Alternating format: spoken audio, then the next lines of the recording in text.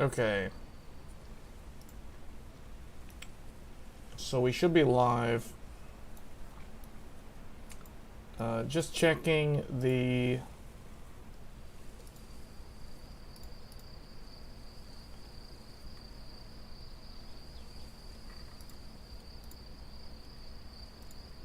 task manager.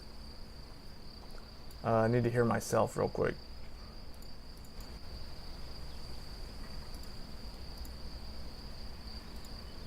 Task manager. I need to hear myself real quick. Okay, so I'm gonna make sure that my audio, because I don't normally use this PC for streaming, so I want to make sure that the microphone is set correctly. Okay, so it looks like that's correct. So we should be good. So this is the task manager, for those curious to see what it looks like in action. And then what I will also do, just to kind of look in here, I want to see the codec. So the Radeon GPU is doing the encoding, but despite that, you know, with the CPU, so because we are running the game, so you can see Hogwarts Legacy is running on the Vcache CCD. So I kind of think this is CCD.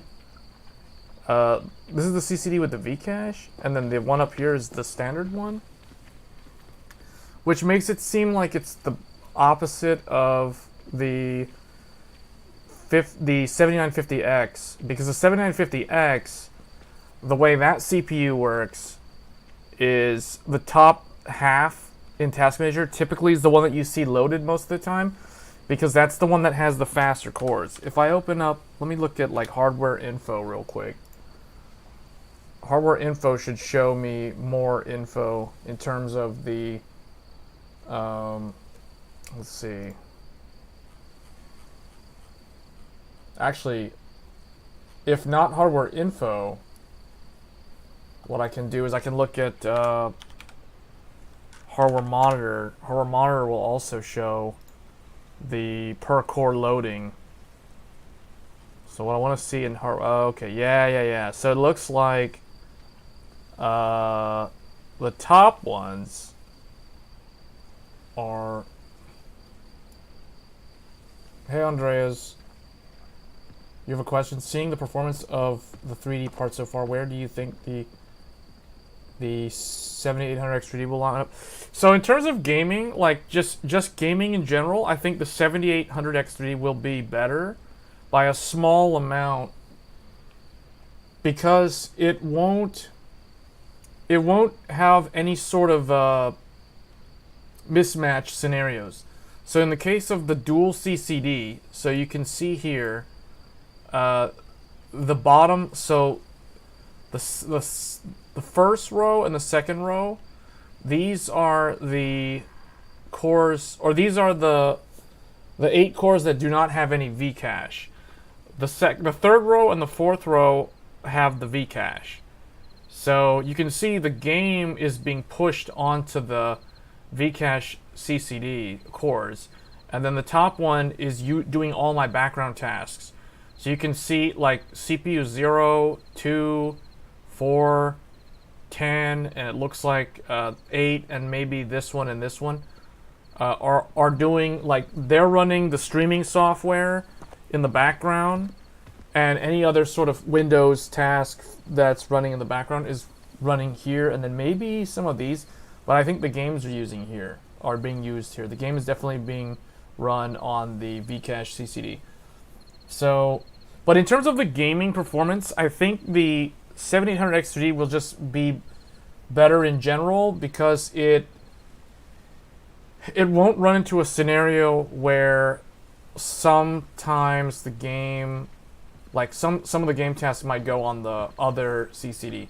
But I don't know, it kind of depends, right? Because the thing that I've also noticed is sometimes, particularly older games, although it kind of depends, because some older games really like high clock speed, so they actually might benefit from being on the the non-3D CCD. But if you have the 7800X 3D, you won't have that option, right? Everything's going to be on the V-cache, no matter what. So you're thinking of purchasing the 7700X. Yeah, the 7700X is a fine CPU. It's a good, I would say it's a good all-rounder. It doesn't use that much power. It's not incredibly hard or challenging to cool compared to the dual CCDs. It's relatively well behaved. I mean, you can also find decent sale prices, decent deals in terms of retailers selling it now, because it's been out for several months. So, yeah, I mean, it depends. I think the 7700X is a very good gaming CPU. Like, I personally purchased the 7700X during the holiday season because it was on sale in Micro Center in my area. Having said that, I was able to use the free RAM that I got with it, so I've been able to repurpose the system that I originally built for the 7700X. Basically, in the video that I uploaded today, it showcases that. So I take the 7700X and I essentially upgrade it to the 7950X 3D CPU. But I think in terms of the fastest gaming CPU in general, it's most likely going to be the 7800X 3D. Like, that CPU will be faster. The 7700X is probably the fastest non-3D AMD CPU in gaming. Because I think that the single CCD tends to perform more consistently in games compared to productivity tasks. But I think that the productivity aspect of these 3D CPUs, as well as the dual CCD CPUs, so like the Ryzen 9 CPUs, for example, I think those are the ones that are going to be better suited for high thread count workloads, not just gaming. So I don't really recommend any of the Ryzen 9 CPUs for gaming. So I think you're in the correct mindset thinking that the 7800X3 or the 7700X would be the processor of choice if you're going to build a gaming PC. Like, strictly a gaming PC with no other use case. Well, I mean, I won't say that. That's not right to say that you can't do, because honestly, even with 8 cores and 16 threads, like a 7700X, for example, you can still do so many things with that CPU. Like, you can still stream, you can still do like any multi-threaded workload, you can do video rendering. It just won't be as fast at the productivity tasks in terms of how long it takes to complete the task compared to a more highly parallelized processor, I guess. So basically, the more cores you have, the more threads you have, the quicker you'll be able to complete things like video rendering, as an example. So, but it's not like you can't do that with a 7700X. It's like you can do that just fine. You know, just a few years ago, most people had to use 6-core, 8-core for production workloads. And only in the last, I want to say 4 years now, almost 4 years, you know, really it was what? The first Ryzen 9 3850 or 3950X and the 3900X. Those were the first like mainstream, really, really high core count CPUs. And then otherwise everything else would have been like Threadripper or Intel X299. So yeah, I think that's it's gonna be up to you. Like, I would say this: if you're okay with waiting for another 5-6 weeks for the 7800X 3D, I think that you could do that. You could probably just wait and see how that CPU does at launch. Otherwise, realistically, you're going to be able to get better deals with the 7700X compared to the 7800X 3D. Because the 7800X 3D, when it first comes out, you know, you're going to have to pay the full price. There's no incentive for any of the resellers to offer any sort of discount, any sort of sale price. Like, I think right now the general consensus within the market is that a lot of people are going to go out and buy the 7800X 3D on day one, so it's going to be hard to find, and there's no incentive to offer any sort of bundles, so no discounts on motherboards or free memory or that kind of thing, or you know what I'm saying? Like, there isn't really an incentive for a online reseller or a local reseller to offer any sort of discounts or sales on the new X3D CPU, just because it's so new and it's going to be in high demand. So if you're okay with not waiting and trying to get one of the best deals, I think the 7700X is going to be better. Is it true that while gaming the second CCD non-Vcache gets deactivated? That's complete nonsense. Right here, you can see, like right here, all my cores are being used. So the game is running on these 4 cores right here, but you can see OBS and all these other background tasks, they're all running in the background.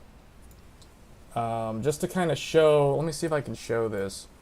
So I know what you're talking about, Lewis. You're talking about core parking, but whoever is telling you that the cores are being parked, they actually don't know what they're talking about. So let me just see if I can share this just to prove that. How do I share? Well, I mean, you can see my task manager. I'm not able to share for some reason. OBS doesn't let me share the resource manager. But I can tell you right now, none of my cores are parked. All of them are active because I'm running OBS and I'm constantly uploading data to YouTube right now. So yeah, you can see like nothing's parked, right? Like the top CCD has all the background tasks. These are actually being used right here. If these were parked, there would be nothing on any of these little squares. They would just be a flat line with nothing. But you can see even this one here, CPU 9, and even this one right here, CPU 13, it's kind of a little bit of a staggered bold line as opposed to just a flat line with nothing. So none of these are parked. And when I check, I can also show you, let me see if can I share CPU monitor? Or hardware monitor? Interesting. So it doesn't let me select CPU hardware monitor.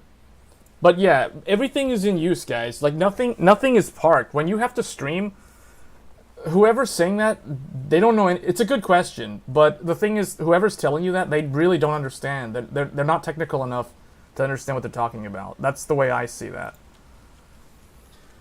I do want to mention that the concept of parking CPU cores is not new. That's something that has existed on Windows since at least Windows Vista. So it's not new at all. It's possible Windows XP had the exact same feature. So we're talking like, you know, almost 20 years ago. So this is not a new concept. Like, CPU parking is actually a very good thing because when you park the CPU, you lower the power consumption dramatically. In fact, when your CPU is idling, you want it to park as many cores as possible so that you can save on electricity. But yeah, when you're using the CPU for like a hard use case, like in this case, I'm gaming, I'm streaming, full 1080p 60 frames per second, but the game is actually being rendered at 1440p. Yeah, there's no concept of core parking available because every resource has to be utilized for the system to run properly. But it's a good question. But yeah, I definitely wanted to clear that up early on because I think that's whoever's saying that is really confusing the general public. Basically, you're waiting to see if the 7800X3D performs really better at a point that it's worth the buy, or if it release. Well, I mean, it's possible. It's possible the price on the 7700X will fall, but depending on where you are, I've already seen it fall in multiple areas. So I don't know if it'll drop further. Possibly. Definitely, like, in the second half of this year. So if you think about July, August, September, if you wait that long, then most likely you will see a better price offering for the, you know, those kind of CPUs. So like the non-3D CPUs. Hey, Joey. Did you get this from Micro Center, and were there incentives? Yeah, I did get it from Micro Center, and no, there were no incentives. No free RAM, no free games. The only incentive that they offered was if I was going to buy a motherboard, they would have given me $20 off the price of whatever motherboard I choose. But that's something that Micro Center does for every CPU. It doesn't matter what CPU you choose. There was another deal that they told me if I wanted to buy a 6950 XT, the RDNA flagship, the previous RDNA 2 flagship, they did have those, and I think we talked about those in a previous stream. They had a lot of those in stock, and they were offering $50 off the price of the 3D Vcache CPU if I wanted to bundle it with that graphics card. But I told them, no, I don't need the graphics card, because I already have the graphics card. So, yeah, there's really no real incentives. But that's the thing about being an early adopter and buying it on launch day. Typically, there won't be very many good deals for hardware that's brand new at launch. It's very rare for something like that to happen. The only way that usually happens is if you're buying... If this released around the holiday season. But even then, I doubt it, because the retailers are more... They're more willing to offer deals for older hardware, right? So like Zen 4, like the standard 7950X, the old Intel Alder Lake CPUs, any kind of like 5000 series Ryzen, those things. But yeah, I got it from Micro Center. There were a couple of people that were buying it. When I went in, there wasn't like a crazy amount of people. But I showed up like in the middle of the, like, I went to Micro Center today around lunchtime. I was there around lunchtime, and there wasn't that many people there. So I went there like on my lunch break. So, are you going to sell either of the other two after getting this? So I'm definitely not going to sell the 7950X. In fact, I'm still going to continue to use the 7950X as my main editing PC. The main streaming PC that you guys normally... So if you notice, like, my camera is in a different position, that's because we're streaming from my benchmark PC, which is currently what's using the X3D CPU. I don't know. What I'm going to probably do is... I'm either going to keep my setup the way it is, meaning I'm going to continue to live stream regularly using the standard 7950X, and then for any sort of game, like let's say a new game comes out and I want to benchmark that game, I definitely think that the 7950X3D is the best CPU to benchmark games, and also like GPUs. Like if I want to cover GPUs in the future on the channel, you know, any kind of graphics or GPU comparison, I do think the X3D CPU is going to be a lot better for showing accurate results, eliminating the CPU bottleneck as much as possible. So that's why what I'm probably going to do is I'm going to keep this CPU as the new benchmark rig CPU. So I could have waited for a 7800X3D, but the thing is, this CPU gives me the option to essentially turn it into a 7800X3D. If I wanted to do that, I can turn off one of the CCDs, and then it will essentially become an 8-core, 16-thread 7800X 3D, right? Like Hardware Unboxed did that video, they simulated the single CCD cache, and I can do the same thing with this CPU. So I think this just gives me a lot more flexibility in terms of what I can showcase and create tech-related content with, if that makes any sense. So I guess to answer your question, I'm definitely not going to sell either of the Ryzen 9 CPUs that I have. Now the 7700X, I'm not sure.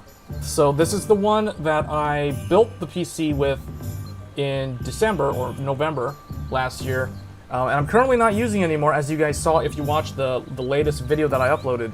So it's currently just sitting, it's actually sitting in the box of the 7950X 3D. So it's actually like inside this box. So here is the 7700X. But I don't, honestly, I don't know. At this point in time, I'm going to probably hold on to it. I don't know if I'm going to do like, let's just say this, if my channel was significantly larger, I would probably consider doing something like a giveaway, but the channel's just not big enough to warrant something like that. And I can still utilize the 7700X in future content.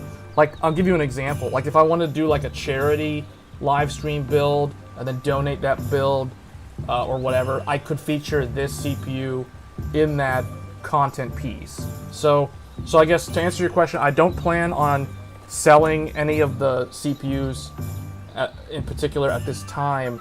I'm just gonna kind of weigh my options and figure out like what I can do with the 7700X in the future. So something like that. That's kind of the plan for now. But yeah, I'm gonna definitely keep using the Ryzen 9s because these are really, really good CPUs.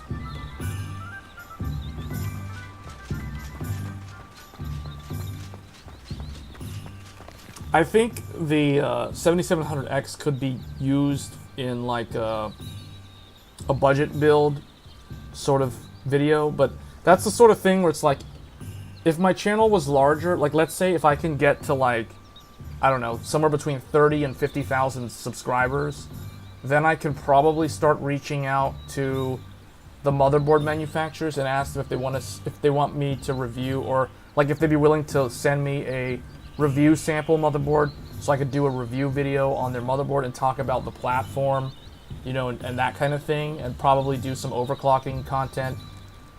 For that sort of video, I would definitely utilize the 7700X for that sort of thing. So you say if you got the 7950 already, wait for Zen 5. Well, yeah, Zen 5 is going to be an option in the future, right? Like, obviously, that's the advantage of... That's why I keep telling people that are thinking of upgrading this year. You know, I keep saying that, realistically, the AM5 platform is the best one to go with, because you do have the option to go to Zen 5. So, yeah. So Nero, yeah, definitely. Like, I'll most likely upgrade to Zen 5 whenever that shows up sometime in the second half of next year. So don't expect any Zen 5 CPUs to come out anytime soon. We're going to be waiting for that for at least a year, probably a year and a half, realistically. More than a year and a half. I would say we're about, let's think about this, 18 months at least from any sort of Zen 5 release. So that's a long time. So if anybody wants to wait for Zen 5, you're going to be waiting for a very long time. No, there isn't going to be any Zen 4 Plus. At least not soon. There could be a Zen 4 Plus, but it won't be until, you know, maybe the holiday season. So, like, think November, December, maybe the first part of next year, if anything. Yeah, Zen 4 Plus will be on mobile. But that's going to be on mobile next year. So don't expect any Zen 4. Like, if you guys are hoping for Zen 4 Plus coming this year, that's not going to happen. There's no plans for that. Like, I already know AMD's roadmap for the year, and AMD's focus for the rest of the year. So now that AMD has launched the 3D V-Cache CPUs, There's only really just the Ryzen 7 on their roadmap coming out in April. And then everything else after that is going to all be in the server space and the mobile space. So Intel's coming out with new Lake this fall. No, they aren't. So Intel is coming out with new stuff next year. So both AMD and Intel, all of their focus is going to be on mobile and data center for the rest of this year. So we will see the mobile refresh happen in the spring. That's typically when they happen. I mean, this is very, very common stuff. And then that's basically going to be it. So if you guys want to upgrade on the desktop, realistically, all the CPUs are available now, with the one exception being the 7800X3D in April. Everything else after April is going to be mobile on laptops and server, and also workstation. So like Sapphire Rapids workstation, that's coming. That's already been announced. And then AMD Threadripper, the Threadripper Zen 4 is coming in the second half of this year. So like I said, like and the thing is, all of those things that are coming is way, way more expensive than what you can get now. So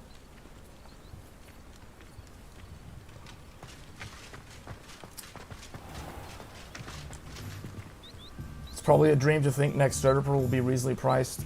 So there's probably going to be two types. Threadripper Pro is going to be very, very expensive. Think $100 per core. And then Threadripper, like the regular Threadripper, probably won't show up until, I'm guessing at the earliest is probably going to be November, December. But realistically, it's not going to be for a long time. Imagine mobile Sapphire Rapid, only 195 watts. Yeah, so that's what I'm saying. Like everything that I'm going to be focused on, like if I'm going to be doing a live stream talking about CPU architectures in the future, it's all going to be focused on mobile, and then it's all going to be focused on data center. So I've already covered all the desktop CPUs. There's really no other content to talk about on the desktop side. Everything is already out in the market now, except for that one Zen Ryzen 7 CPU. They're only worth buying if you need the PCIe lanes, though. Yeah, you have to have a use case to justify spending that kind of money. Like that's just, it's going to be a ridiculous amount of money. Like you guys have seen, I've shown it before on the channel.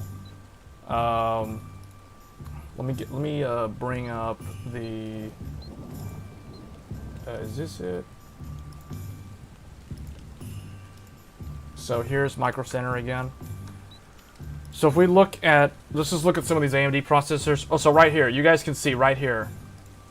So here it is, Threadripper Pro, $6,499. I don't know how well that shows up on stream. Here we go. So these are the Threadripper Pro. So don't expect Threadripper to be affordable, is what I'm trying to tell you guys. Like, here, this is the cheapest one. $2,249 for a 24 core, 48 thread Threadripper Pro. So later this year, Threadripper Pro will be refreshed to Threadripper Pro 7000 series. So Zen 4 architecture is coming to Threadripper Pro in the second half of this year. So that's really the only like consumer workstation class product that's still coming out to the desktop world. Everything else is going to be in the data center, and everything else is going to be in the laptop. Can the 7950X3D chip basically turn into any chip in the current Ryzen SKU? You know 9000, I never thought about that, but I think, yeah, it can. It can. Because you can disable per core, and you can disable per CCD. So like if you disable, obviously like Harbor Unboxed in their review video, they turned it into a 7800X 3D. But you could turn it into a 7700X. You could also turn it into a 7700X. And then if you disable 2 more cores, you can turn it into a 7700X. What's really weird, now that I think about it, you can actually turn the 7950X3D into a non-released 7600X3D. You can actually turn it into one of those. I might actually do, you know what, that's a good idea for a video, like a kind of a research, do it for the research kind of thing. like, what happens if we turn this thing into a single CCD with 6 cores and Vcache?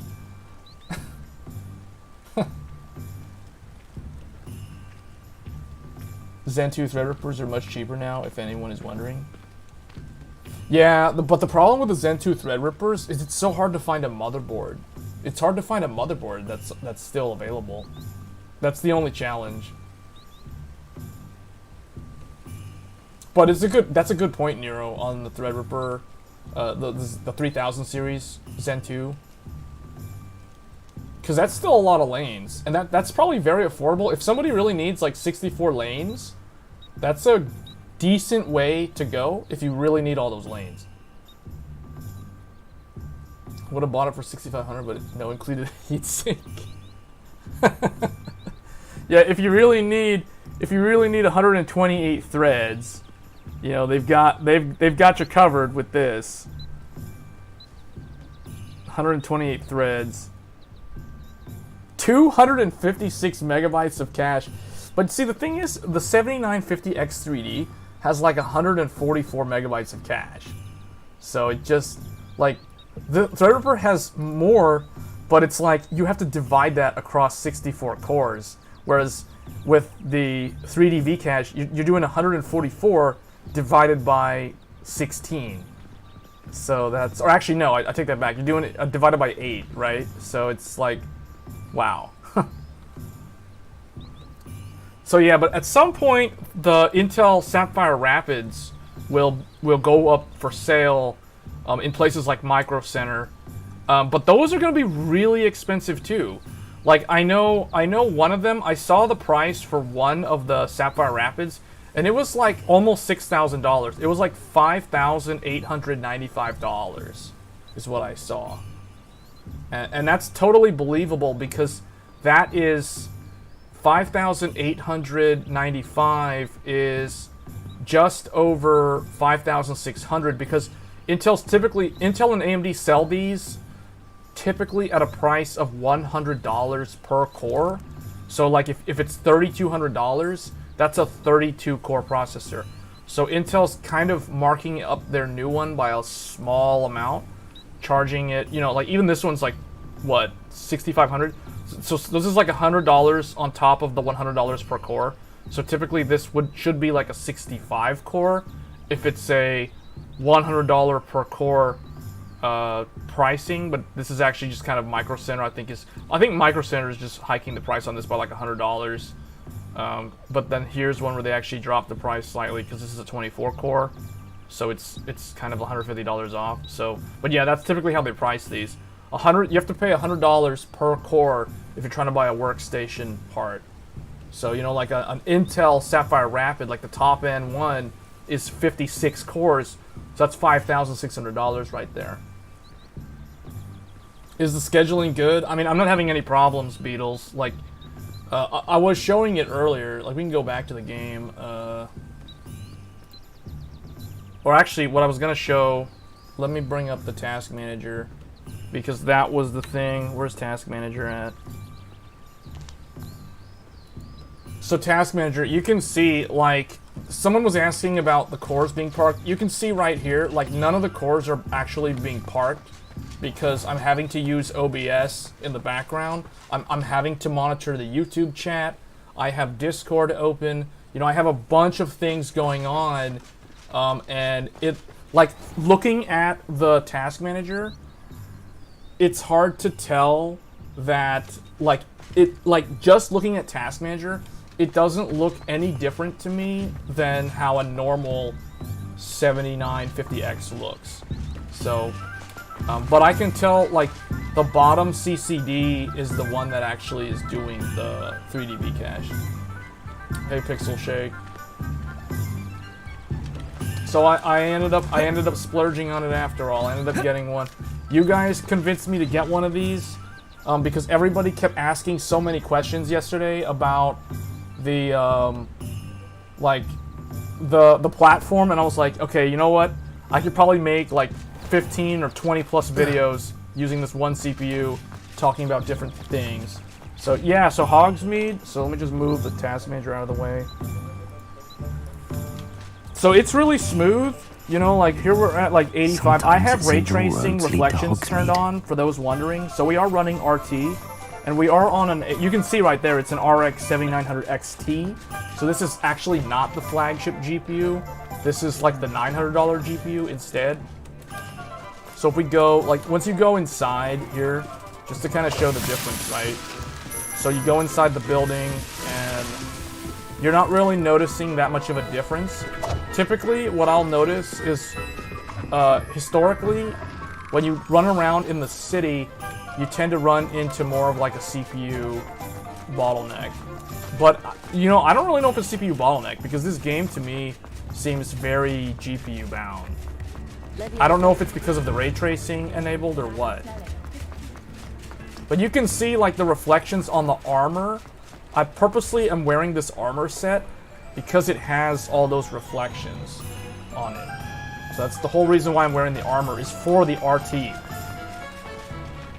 But see, we're not noticing much of a difference. I go outside, I'm still in like 80 something. I go inside Hogsmeade, and you know, here we're like at 85 again. Now it's kind of going down a little bit to 80. Now it's in the 70s because there's all these people around. What are you up to now? So 60 something, so because of the RT. So, no, this is native, I believe. Let me make sure.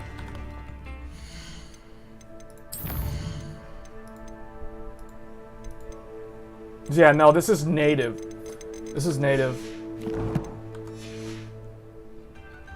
Windows doesn't give any tasks for the integrated graphics automatically. What do you mean? Windows doesn't give any tasks for the integrated graphics? Oh yeah, I should have specified that. Yeah, this is 1440p. Yeah, if I was running this at 4K with the ray tracing turned on, yeah, at native resolution, no, the FPS would be like right around like 55 to 65, somewhere in that range. I'm not sure I understand the question, Marcelo, on the Windows doesn't give any task for the integrated graphics. So the integrated graphics doesn't get used when you're not using it, because there's no, you have to remember, like there aren't any monitors connected to it. All the monitors are connected to the graphics card, so it's not, there's no reason to output anything to the integrated graphics. If you're asking like, can I do the encoding on the integrated graphics? Yeah, I can do that. I could select that if I wanted, but I'd rather just run it all on the graphics card. Running it on the integrated graphics doesn't make a difference, because the integrated, like if you're encoding using the integrated graphics, that's not going to use the CPU cores. That's going to use the media engine on the I/O die. Is there a CPU scaling on the X3D performance? Like there being a sweet spot of performance and a point of diminishing return?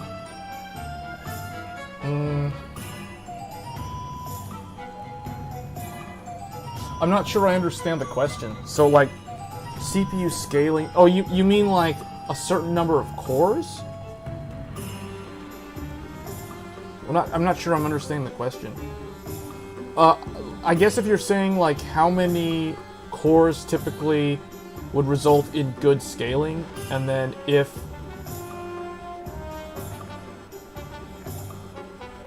it goes, I'm trying to think, like if it goes beyond the, like if you exceed 8 cores, right? If you exceed the number of physical cores that exist on a single CCD, if the program or application running has to use, let's say, a 9th or 10th core, that will have to go to the other CCD. So I guess the point of diminishing returns would be if you're exceeding 8 cores, you're not going to get the benefit of the Vcache anymore. So whatever application's doing that, and this applies to multi-threaded workloads. So for example, rendering in, you know, Adobe Premiere, DaVinci Resolve, Sony Vegas, etc. Like all of those applications, while rendering videos, those are definitely going to scale beyond 8 cores. So at that point, you lose the benefit of the Vcache, and then at that point, I think you want more. It's going to be more dependent on the IPC, the instructions per clock, performance of the CPU. So I guess 8 is the number, or I guess the number of cores that have access to Vcache would be the sweet spot. 7800 X3D is the sweet spot for gaming if I get what 9000 is asking.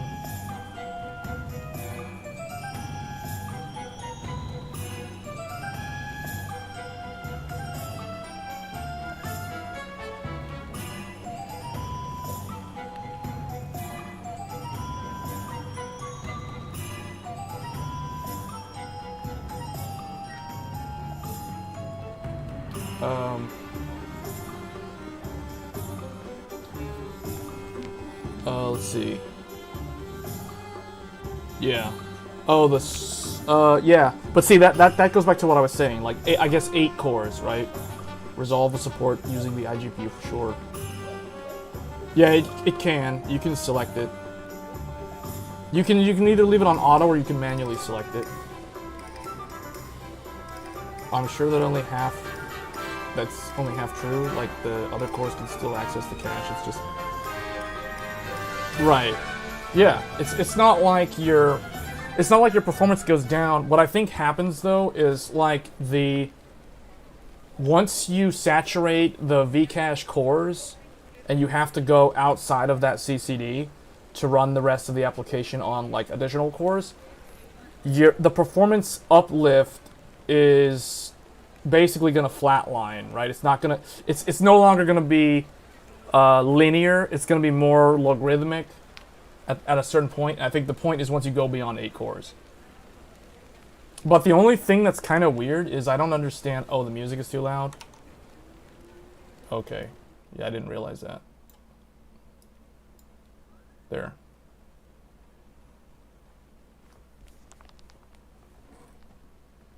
The chips will always attempt to run at max based on temp and power limits. You have no direct clocking ability on the 3D. Yeah, you can't.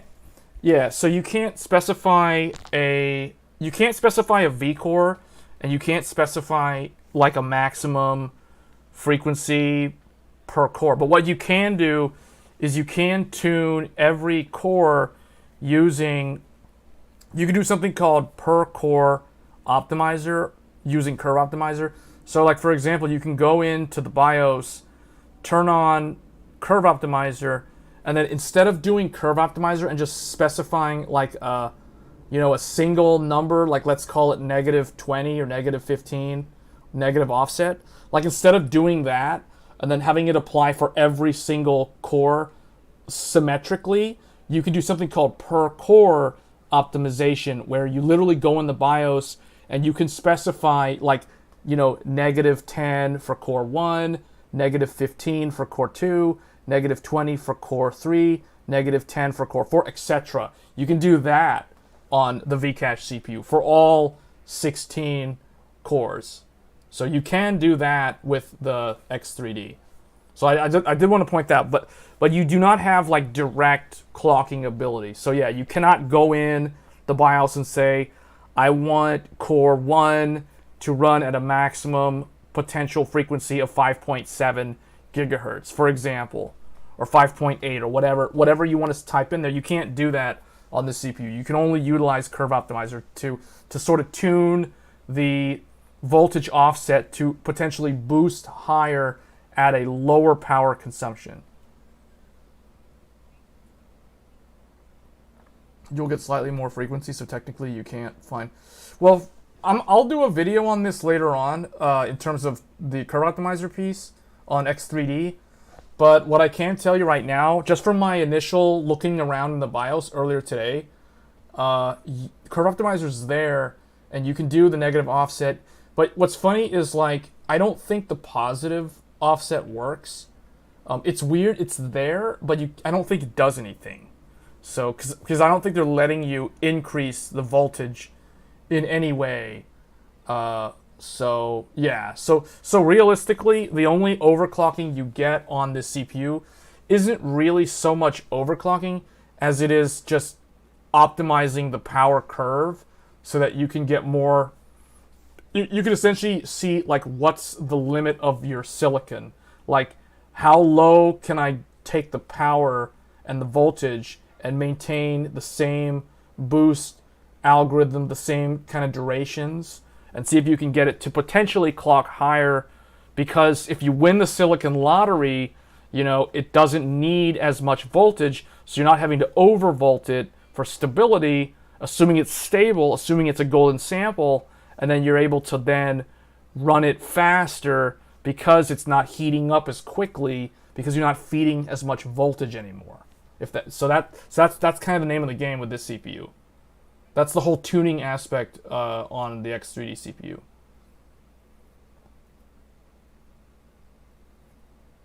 Do you think having RAM at 5200 will reduce the performance of the X3D? So I'm currently running mine at 5600. So just to show you guys that here. So I'm running the RAM at 5600 megahertz.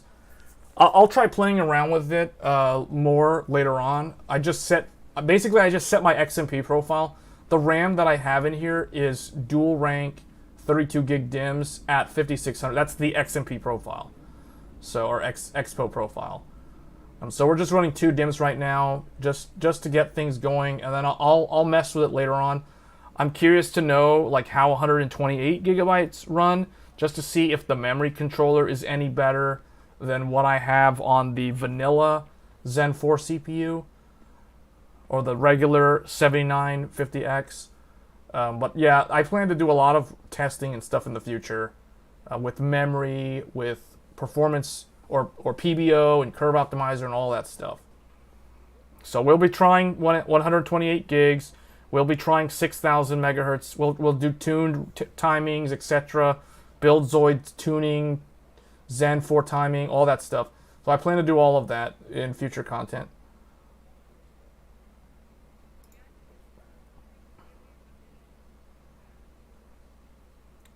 But I think the RAM will still come in handy. Lewis, just to answer the question that Lewis, you asked about the RAM, because you got to remember that this CPU, unlike the 5800X3D and the 7800X3D, this CPU still has another CCD that's a normal CCD. Like it's like having this CPU is literally a 7800X3D plus a 7700X combined together. So you have to remember the 7700X benefits from faster RAM and the tuned timings. So to me, that means that the dual CCD CPU can benefit from the faster RAM.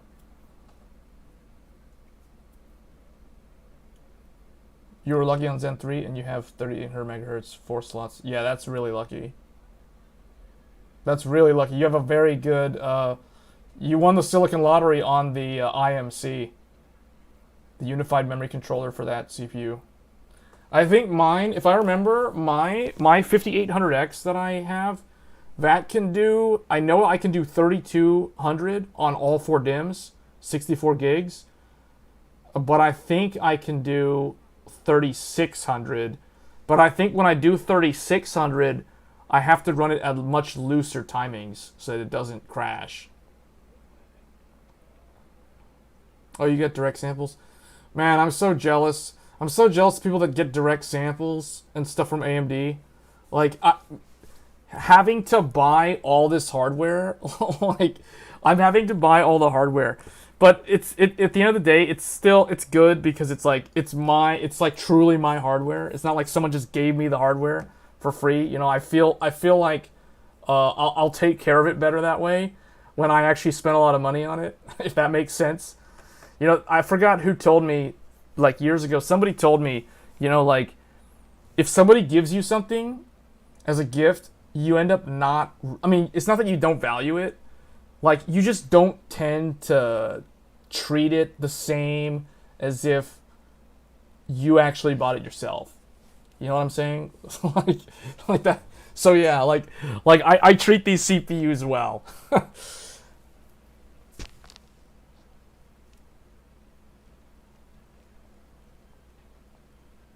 Breaking the bank. Yeah, I'm still trying to recover. Like, hopefully, I don't have to buy any more hardware for the next several months, Marcelo. Like, I'm totally gonna skip the 7800X3D now that I have this. Like, my original plan was to buy the 7800X3D, but then I figured, like, when I saw the simulated benchmarks from Hardware Unboxed, I was like, you know what? That's actually pretty fancy that you can actually do that. You can take a dual CCD, turn it into a single CCD. You can literally simulate every single Ryzen CPU with this one CPU. So that's pretty cool. I was like, you know what? I think I'm probably going to get one of those just because of that. Just being able to do that. I'm big enough now to get free stuff. Are you sure about that? I don't know about that. So I'm going to have to figure out like who to contact, like to request samples and stuff. Obviously, I'm pretty sure there's going to be a review process. They're going to have to look up some of my videos and watch some of the content to make sure that I'm legitimate. But yeah, I mean, I guess I could try doing that. You ran those the entire job? AMD can't come back to say, give us back the CPU. Yeah, exactly, right?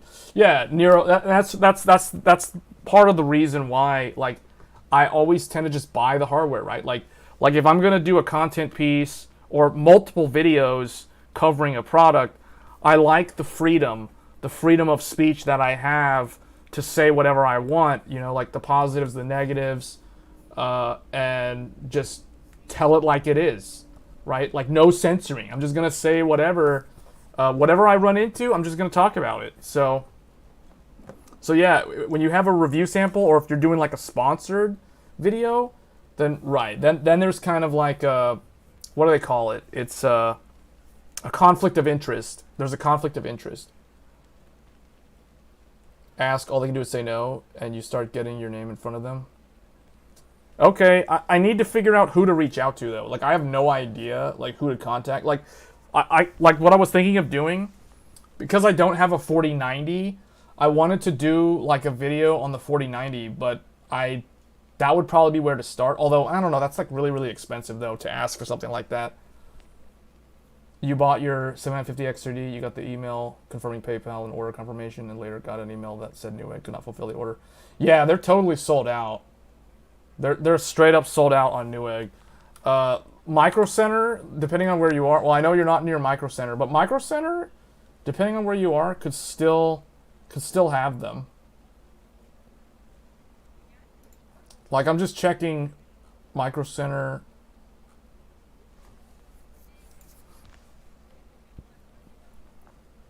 Let me see. I'm just gonna look at some of the Micro Centers just to see what they've got. So this one.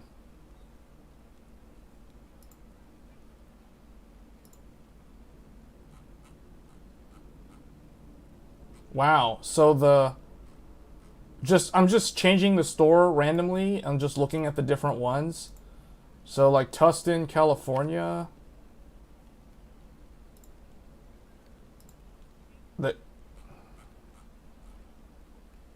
2 in stock. So the one that Jay from Jay's 2 Cents goes to. That one only has 2 left. Hold on. AMD review sponsored by Intel. You know what? Like, can you imagine that? Can you imagine if, like, let's say, like, next year when Battle Mage comes out, like, let's say Intel does a sponsored video on my channel and they want me to do, like, Battle Mage coverage, but then I go and, like, pair up Battle Mage with, like, the 7950X3D, and then I do all my content on that. No, that would never fly. That would never fly. Like I would totally use the 13900K if they want to do a sponsored video with like a Battle Mage GPU or something. But you know, honestly, like I think the sort of things that I would request from somebody like AMD or Intel would be like the things that I can't actually afford. So things like Threadripper Pro, like if they wanted me, like if I would request a review sample from AMD, it would be for something that you typically normally don't see anybody use. So like Threadripper Pro, an Epic server, like Intel Sapphire Rapids, you know, those sort of things, like those monster CPUs that we just talked about earlier. Like I would request those sort of things just so I could do like a content piece, because honestly, I don't have a lot of hands-on experience with those things. So it'd be interesting to get that in hand, to actually play around with, you know, like a 64 core, 128 thread with like 500 or 1 terabytes of RAM, you know, that kind of hardware. That would be interesting. That would be interesting to cover. I have one of your videos on the Cool Tech playlist. Okay.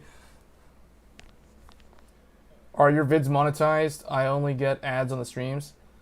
You only get ads on the streams? You don't get ads on the videos? So most of my videos, almost all my tech videos are monetized. The only videos that are not being monetized, so sometimes I get demonetized for live stream videos, but that's only like if there's copyrighted music from the video game playing. So I try, I don't know, like Hogwarts Legacy doesn't trigger the demonetization thing. But like when I streamed Lightning Returns totally got demonetized. Like those 2 live streams that I did where I was covering Intel Arc, those got demonetized, like 100%. If they give you a Threadripper system, they for sure will want it back. Yeah, I don't mind sending it back, because I just want to be able to play around with it and like make videos about it. And talk about stuff like the virtualization piece, core utilization, RAM to core ratio, that kind of thing.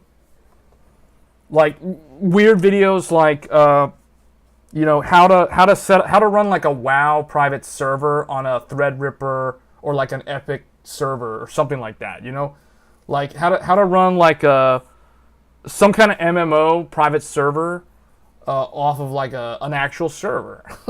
And then connect a client PC to play the game. So like that's the sort of stuff that I'd be interested in making. Videos like that.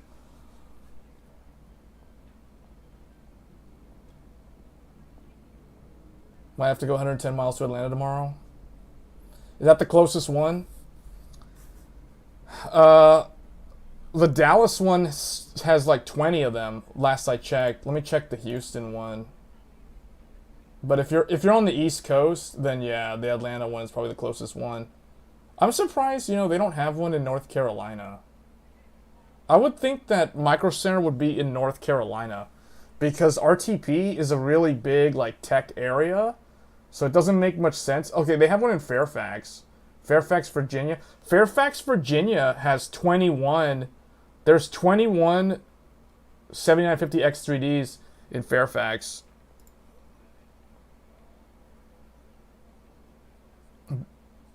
The Atlanta one's the closest? What about, wait, is it Atlanta? I don't see Atlanta. Oh, you mean, is it Duluth? Duluth has 25 plus. Marietta has,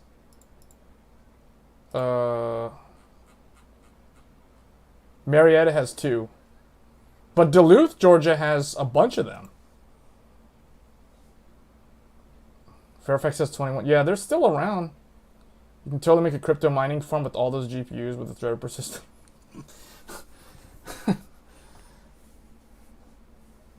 You can get an ASIC for the price of a top Threadripper system. Yeah, but the thing is, the ASIC's only going to be good at certain cryptos, though. Like you can't mine you don't have the diversity that you get with the GPU, though. We're looking at Micro Center stores for the 7950X3D. We're trying to help Michael find one. But what was it? Duluth. Duluth had 21. Oh, it says it's sold out? Okay, did I choose the wrong city? Maybe I misclicked something. Mine's showing 25 plus. Hold on, let me... How do I bring that back up?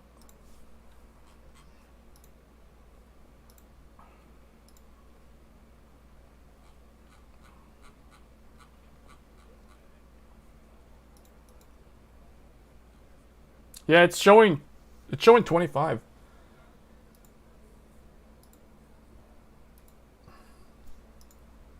$25 plus in stock. Duluth. Right there.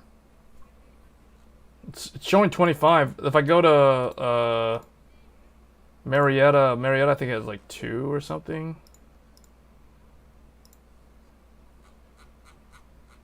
They always want to hide at the bottom. See like 2. They always hide their newest stuff at the bottom. Because they know that people are just gonna like skip right over their loss leader ones. Just go straight to this one. Oh, did I miss? Oh, okay. I didn't realize that. Yeah, I think you're right. Ah, you're right. Okay, yeah, it's sold out.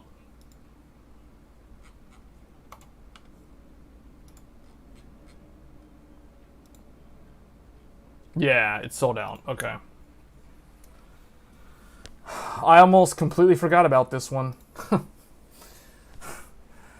That's funny. Like, this one... I wonder, you know, like... I wonder how many people just completely ignored the 7900X3 just because there was no reviews on it.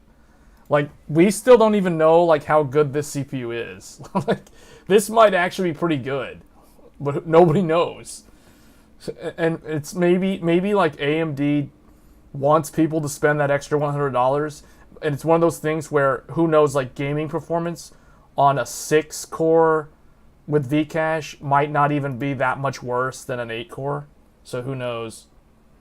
7900X3D is basically yeah, it's basically I guess like the 7900 number is just an unlucky number. Unless it has more than one X in the name.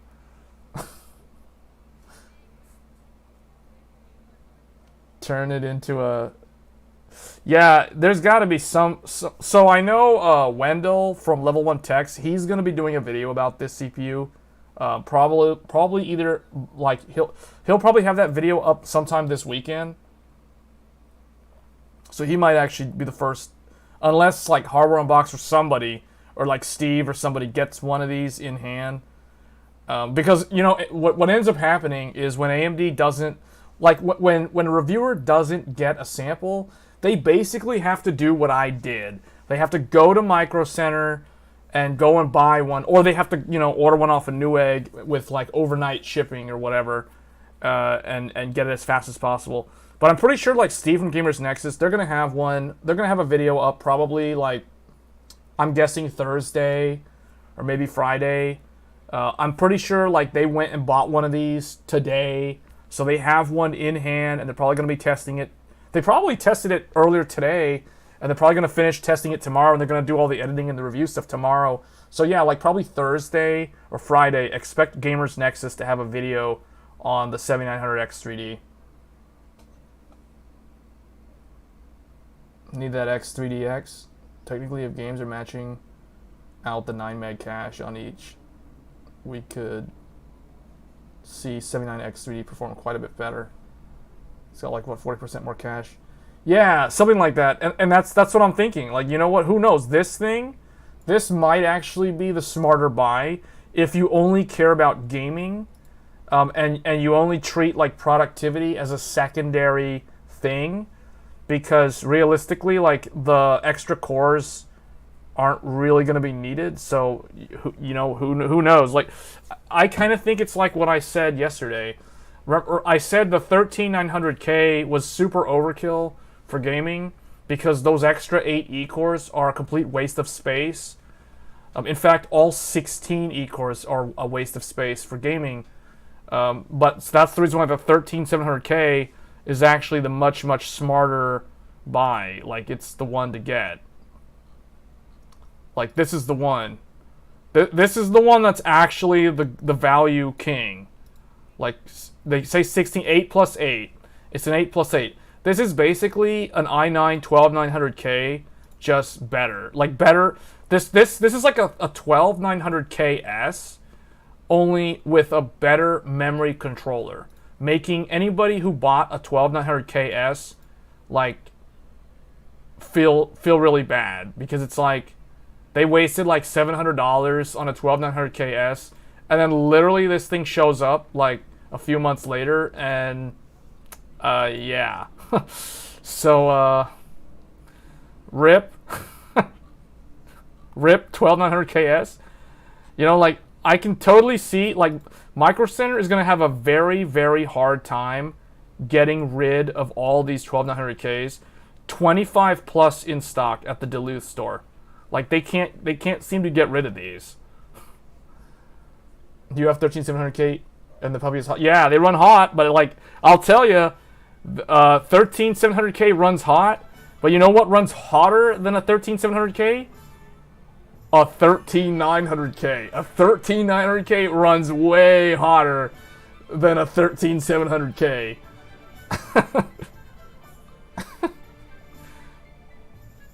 So, like, I know, I did the video. I tried to tame this thing. I tried to keep this thermonuclear reactor under control with a Noctua NHD-15. It was physically impossible. It was physically impossible. The air cooler couldn't handle it. What are we buying today? It's like we're window shopping. It's like we're just window shopping. You know, like, this at this price, this is like a Black Friday deal. Like, this, like, if anybody wants to build like a cheap PC, like, this is the sort of PC, like, somebody's child, like somebody's son or daughter, like, this is the perfect, like, birthday first PC build, you know, birthday gift. Something like this. You know, that's like a, it's, yes, it's kind of old, but it's like, you know what, that's very hard to complain about. A price like that. 12 threads, 6-core 12 thread. I mean, this isn't really that bad. Like, this is still faster than, like, Intel's 11th gen. 5700X. This is also a good deal too. Like, the Zen 3 CPUs are still, like, if you live near a Micro Center, the Zen 3 CPUs are still really good. Like, okay, here's an old one. Here's like a Zen 2. This is the one that, like, tons of people, tons of, like, mainstream YouTube channels kept recommending. This is the one that you would see, like, years ago. Everybody would keep on recommending this on Build a PC Reddit and stuff. Like, but this is kind of old now. Like, I personally, like, 107 versus, like, 156. I personally would get this. I would pay, like, the $50 more. Just, I mean, that's like a 33% increase in price. But the thing is, like, Zen 3 versus Zen 2 is just way better. So, something like that. That's, do I have the benchmark functionality set up on the overlay? What do you mean? The benchmark functionality set up on the overlay? You mean, are you talking about Rivet Tuner? Probably not. No. Are you talking about, like, Cap Frame X or something? I recently saw that in, like, one of Kit Guru's videos, but I haven't bothered to set it up. Oh, where you can see the 1%? I don't know. I don't think I have that set up. I tried to set it up, but I couldn't get it working. Like, it doesn't display. So, like, in the game, see, if I go over to my Afterburner, Where's Afterburner?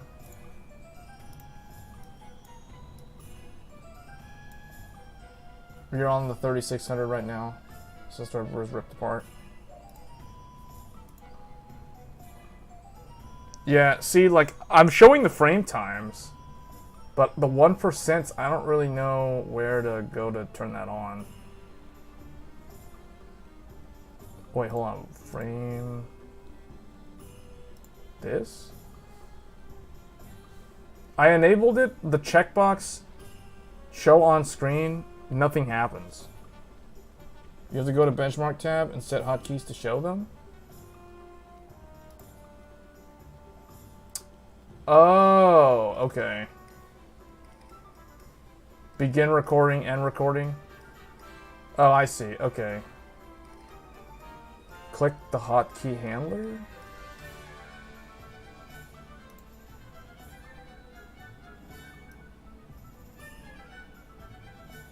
Where is that? Where's the hotkey handler? This is all in Afterburner, right? On-screen display. Monitoring. Where should I be looking? Just set an enable hotkey. Go to RTSS.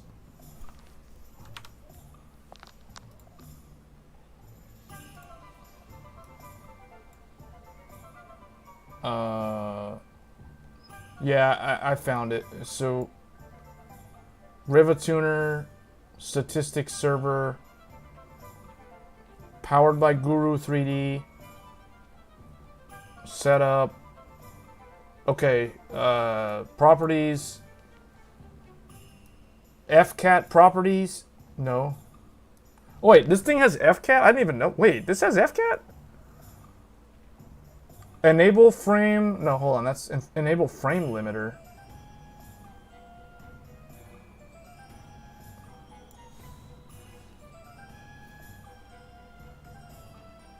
Hide... No, wait. User interface.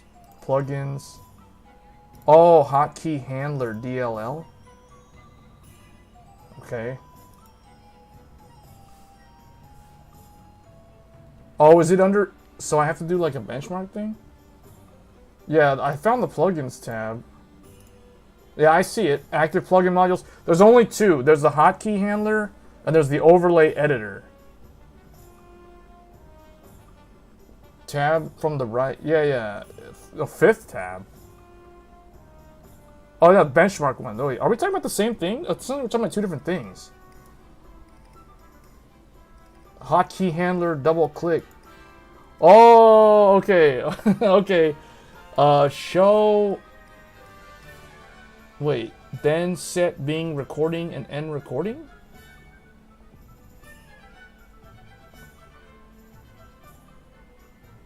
Hotkey handler. So I need to do, it, like, for benchmark, so Rivatuner has a benchmark, begin recording, end recording, but then Afterburner also has, under the benchmark tab, Afterburner has a begin recording and an end recording. It does not record a video. It's just recording frame time. Oh, okay. Well, I mean, how do I, like, do I need to do anything in the Rivatuner one, or do I just go do this in the Afterburner one?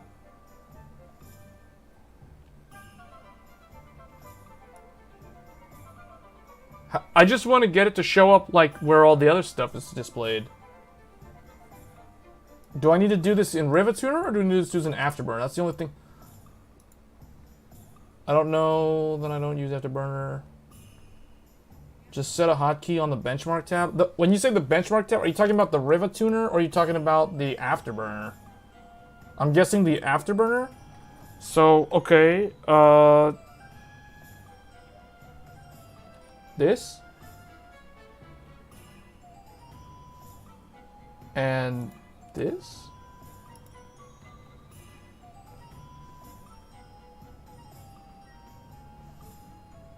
Nothing's happening. Yeah, I mean, I did it in Afterburner, so nothing's happening. Hold on. Monitoring. Oh, maybe I'm not displaying it. Hold on. Frame 1% low in OSD. Do I need to do text and graph?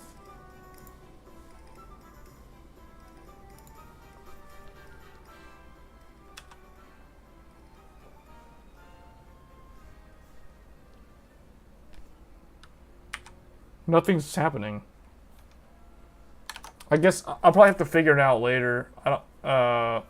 So I have frame rate 1% low in OSD, show in on-screen display, text and graph, and then under benchmark I have begin recording, and then I chose open bracket for the hotkey, end recording, close bracket is the hotkey, and nothing's happening.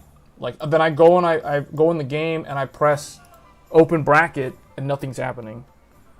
So something's not working. So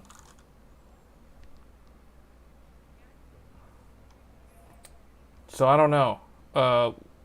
I noticed the, hold on a second, the milliseconds are there.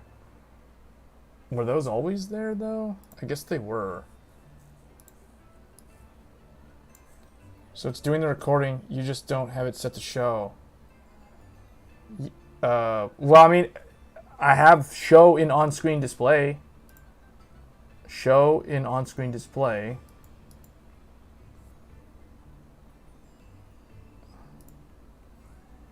Do I need to select like a benchmark results file? Because I didn't change that. I didn't select any benchmark file directory or anything. Do I need to do that? Just unable to see on screen. Yeah, I did that. Yeah, I did. So, okay, on monitoring, I literally, here, I'm just going to turn on all of these. I'm just going to do like show on-screen display for all of them. Nothing's happening. So I have frame rate, okay, this is what I have. Frame rate, frame time, those are the two that you guys can see. Then frame rate minimum, average, maximum, 1% low and 1% low. All of them are enabled to show in on-screen display. And nothing, they're not showing up for some reason. So, I mean, this is something that I tried to do before. Like when I was making the Forspoken videos and the Hogwarts videos, I couldn't get it to show up. So I figured either something's wrong or like, you think you're not... No, I'm MSI Afterburner. It literally says MSI Afterburner properties on the monitoring tab. No. I'm using MSI Afterburner. Like, you told me to open RivetTuner. I normally never open RivetTuner. Like, RivetTuner, I have it opened up, and I went to the hotkey handler DLL, and I, like, checked that and applied, okay, but nothing changed. RivetTuner says show on-screen display on. Like, everything's there. I don't understand. The overlay is RTSS. Yeah, but the thing is, like, all these things you guys see right now, I did all of this in Afterburner.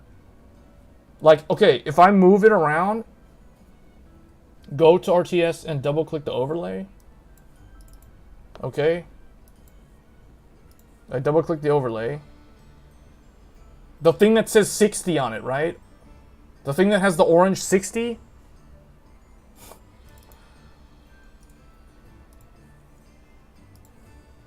and change it and see if it changes? Like, the overlay editor in the plugin? Oh. The overlay editor. Okay. I clicked, I did it. I'm in there. Overlay editor. Wait, whoa, what? Okay, you know what I see? I see the exact same thing that shows up in the game. I can see it in the overlay editor. I see the Ryzen 9 7950X3D, the RAM, the Direct 3D. You know what's funny? RivetTuner says D3D. Oh, because it's RivetTuner. Okay. Load one of the presets. I mean, load one of the presets?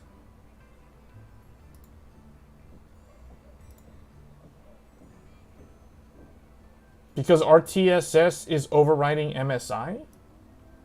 Oh, no, yeah, you're talking about the overlay editor. Yeah. Okay. What? I don't understand what I'm supposed to do. Layouts. Where's layouts? Where is that?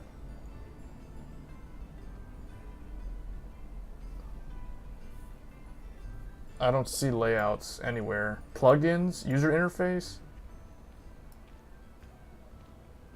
I don't... Is this supposed to be in Rivet Tuner or is this supposed to be in Afterburner, the layouts? Top right when you open the overlay editor. Top right. Oh, layouts. Yeah, but you know what? These things don't show what Afterburner is trying to show. Okay, I went to the layout, load, save. There's new, edit, load, save, save as, import, export.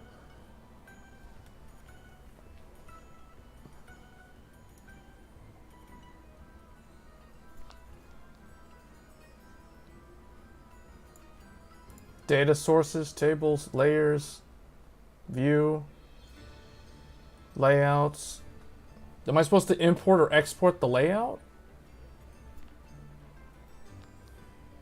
Load one of the defaults. Load? Oh, I see 3 of them in the overlays folder. There's benchmark.ovl, classic.ovl, sample.ovl. So what should I do? Just load benchmark?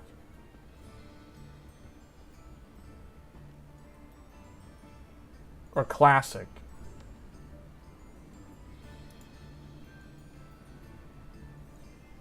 I think you're on classic. So I just load classic?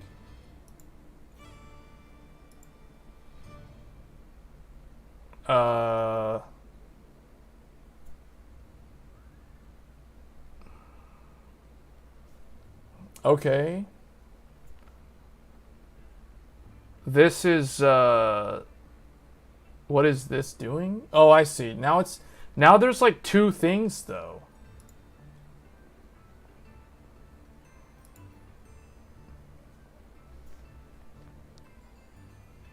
Yeah, I only use Afterburner for this. I've never used Rivet Tuner to do this.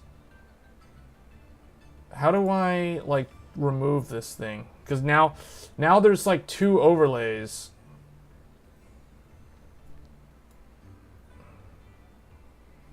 And now it's just... Now it just looks really messy.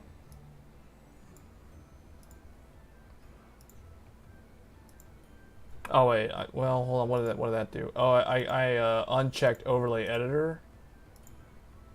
Okay, that doesn't actually save anything.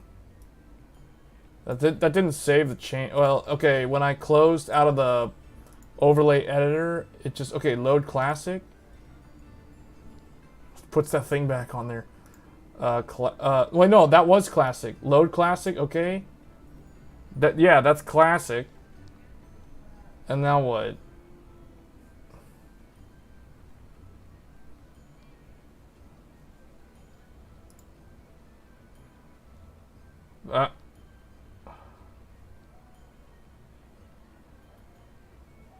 But leave it then. Sorry, I think we're tripping over each other. Yeah, I think. See, the thing is, I think this can be done in. There's got to be a way to get this to run in Afterburner without having to go into RTSS to do anything.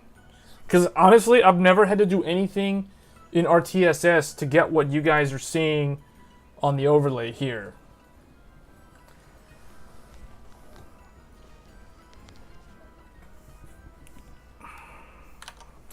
I mean, I did the thing in Afterburner, begin recording and end recording. I don't know why that doesn't show up though. Toggle on-screen display. Show on-screen display. I did that. Yeah, that's why it shows up. I don't understand, like, why... The other thing, too, I will mention that I'm not using the latest version of Afterburner. So I'm using Afterburner version 4.6.5 beta 4 is what I'm actually using. So it could just be an older version, but the thing is the frame rate 1% low, 0.1% low, all these things are listed. I just don't understand. And I chose in OSD, show in on-screen display. The check mark is selected, apply, but like nothing changes. Yeah, I'll just have to look it up. I'll have to figure out like why it doesn't show up when the other ones do. Because it's literally like I can just click something. Like for example, if I click this, frame time. Wait, hold on. I don't want to mess that up.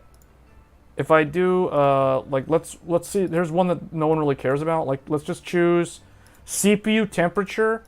Like if I do CPU temperature, notice right now the Ryzen CPU is 69 degrees. So if I uncheck this, see, it disappears.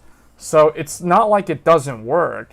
And I'm doing this in Afterburner. So now if I go back to show on-screen display and apply, then it appears there. So I don't know. I got to figure out like why the why it doesn't work for the frame, like the 1% and all that stuff.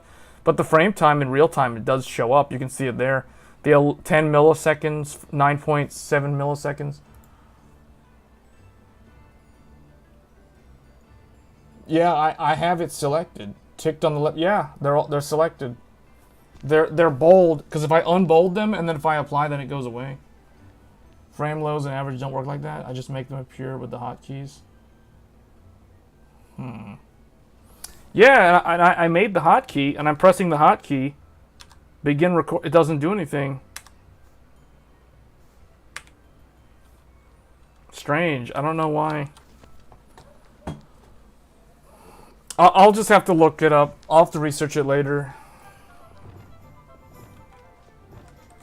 I don't know why it's not showing up.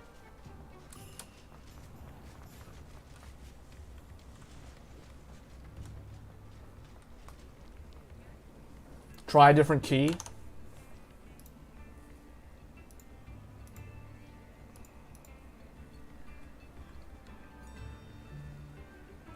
Alright, let me go back. Frame. Okay, this one. Okay. Benchmark. Begin recording. Well, let's just make sure that doesn't override something in the game. So if I press O. Oh, see, that's a hotkey in the game, so I can't use that. What about, like, minus? Okay, minus seems like it's nothing. What about equal? That's nothing? Okay, I'll try minus and equal.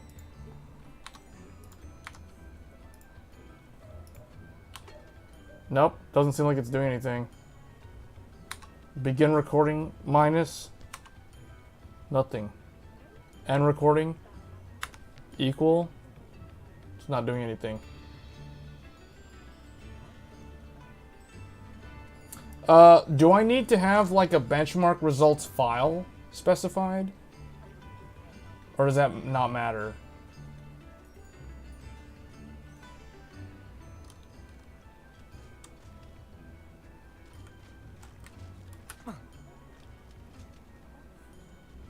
Because I don't know. We have lots of concurrent viewers, and I think we're just kind of like wasting so much time like talking about the same, about Afterburner and 27 concurrent viewers. Man, there's a lot of people watching the stream. I just noticed that. It's like we wasted like I don't know how many minutes we just wasted like trying to get Afterburner to display the 1% low.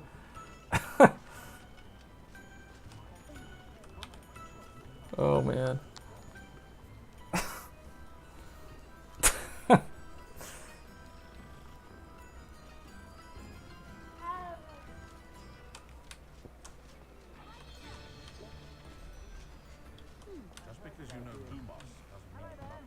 Please, come in.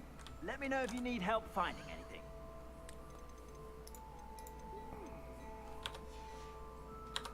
I suspect you have a sharp eye for fashion.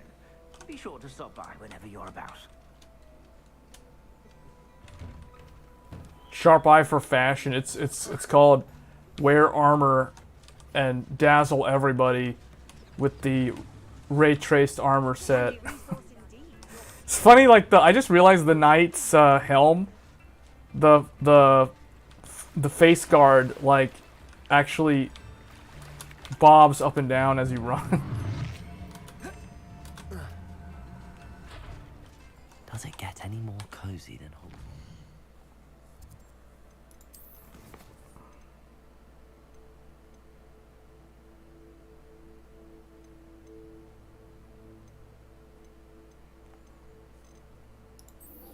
I guess I'll do this one.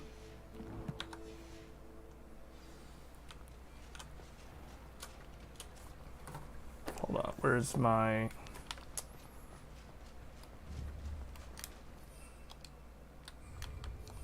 Why can't I get my broom? Oh, I'm in Hogsmeade.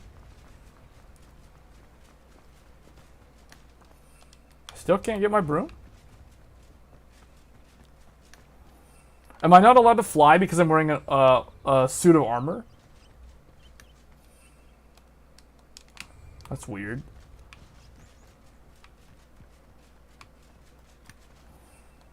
I can't summon my broom. Set it to numpad 5 and to start and 6 to stop and had it work right away once frame time. Yeah, we clicked apply. We clicked apply and OK, and it didn't do anything. I mean, I'll try one more time.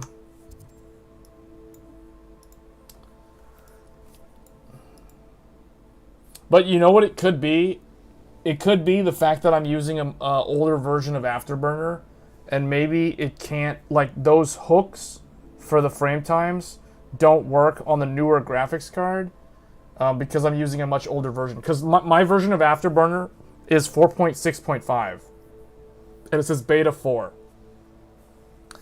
So that might be it. So let me try, like, if I go to...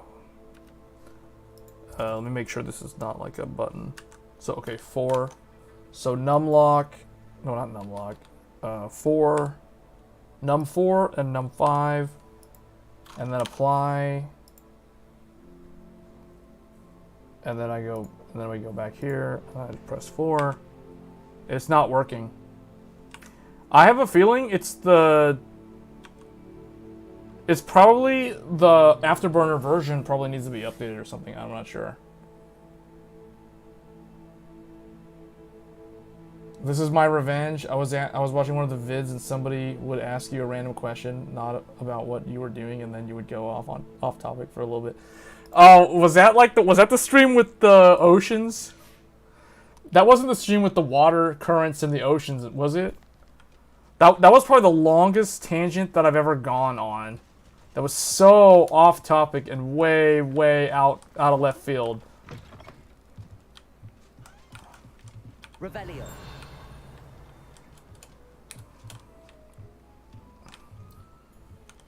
Zen 4 blockchain. Zen 4 blockchain, dude? Oh, the block diagram?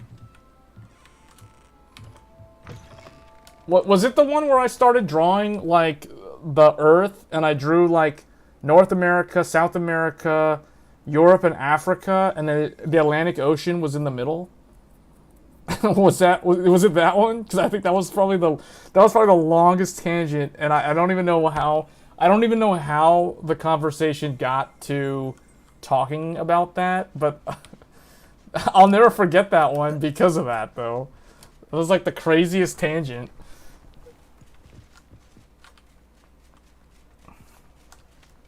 I really can't summon my broom. That's weird. Is it because of the outfit that I'm wearing? That's really weird.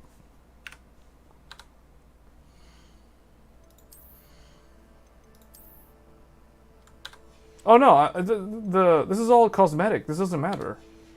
I guess I can't do it because I'm not in, like, I'm not outside Hogsmeade? Hold on, let me just, like, teleport over here. Japan off the coast of New York? Was it the Japan off the coast of New York stream? Oh, now I can summon my broom. I don't understand why I wasn't able to do that.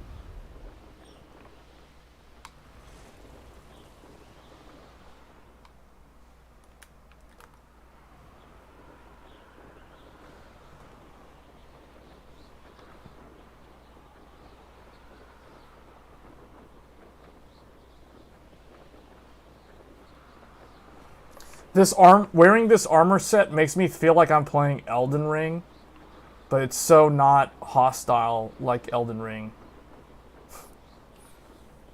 This game has a very medieval look to it in some regards. Medieval. I say medieval, but it's like 1800s. That's like not medieval at all.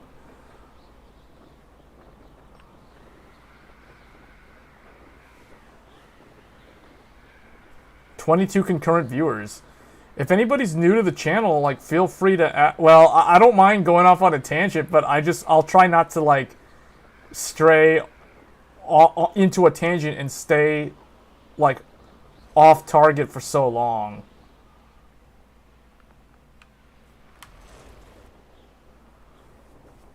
Apparently, you can just fly into trees, and it's no big deal.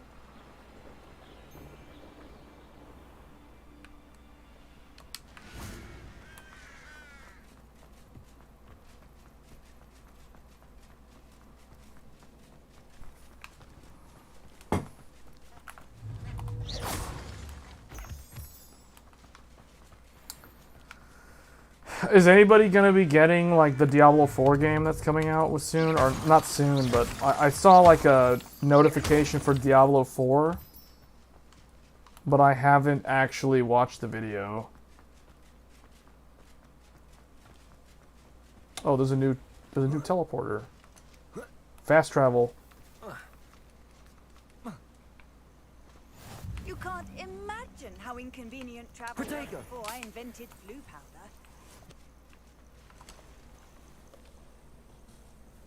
Only game you want is Armored Core.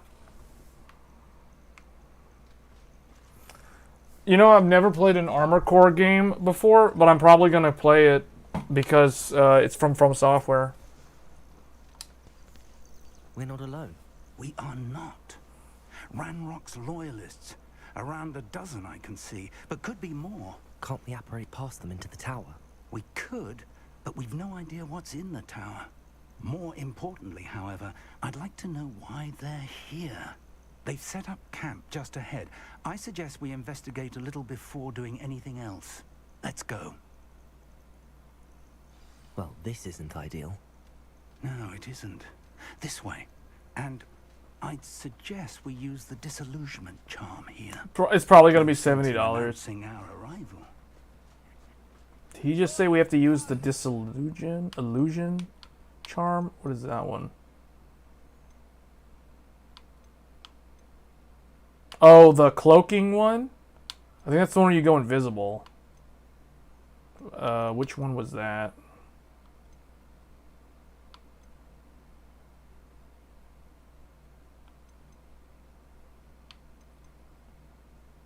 I don't even know which spell it was. Accio, what's this? Depulso? Levioso? Arresto Momentum. I have no idea what it is. We're just gonna assume that I have it. Quickly now. Oh, wait, what was the button? Myself doing this sort of thing forever, though. Fancy I'll have my own operation worked out one day. People working for me. Revelio. I don't remember what the spell was.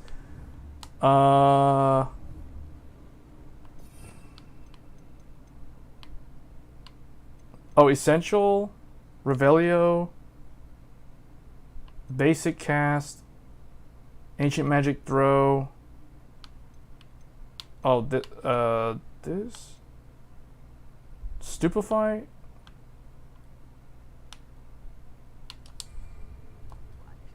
Lumos. I mean it. I don't think I shall need to eat again till next week. Reparo. It's definitely not any of those. It should be one of these. This one. There it is. Okay. There we go. Tekken 8. Is Tekken 8 coming out this summer?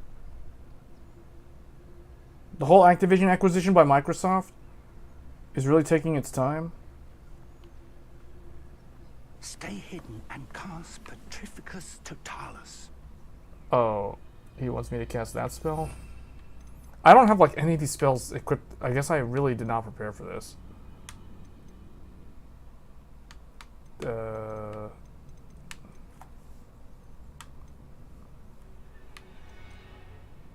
Man, what is it? This one?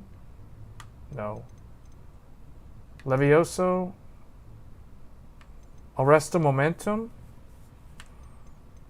It says it's an essential spell. Oh, okay. Get up to the enemy and press X when near them.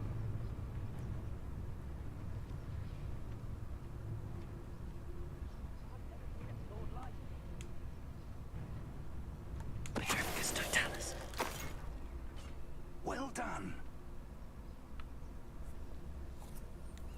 Bandai Namco has at least 2 big titles this year if Tekken is releasing. You know what I really wish they would have made, though? Like, I wish Tekken Tag Tournament 3 was the game that they were releasing, not Tekken 8. I was a big fan of Tekken Tag Tournament, especially Tekken Tag Tournament 2. There must be something here. Ramrock said so. Wait, hold on. Let's get this guy over here.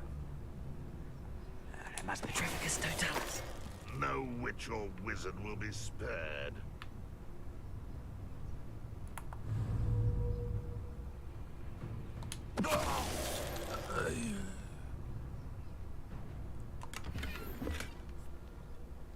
Tekken Tag Tournament took a big popularity hit in Japan arcades. I'm just saying, like, Tekken Tag Tournament 2... Tekken Tag Tournament 2 is still my favorite Tekken game of all time.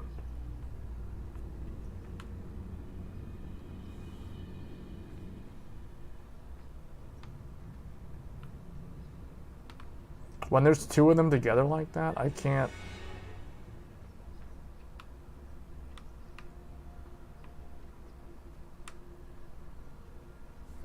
I don't know. I just like the big combos in Tag 2. And the whole tag out mechanic. I like that a lot.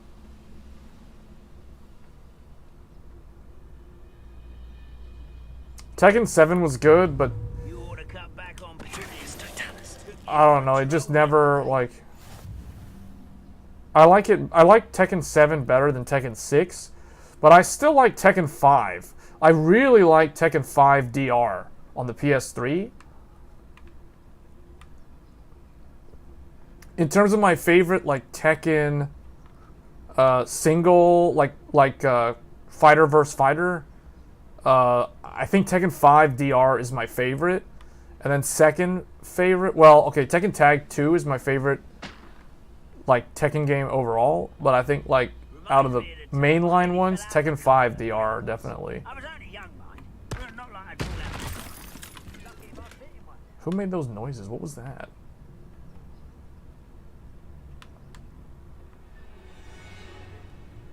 Trifficus Totalis.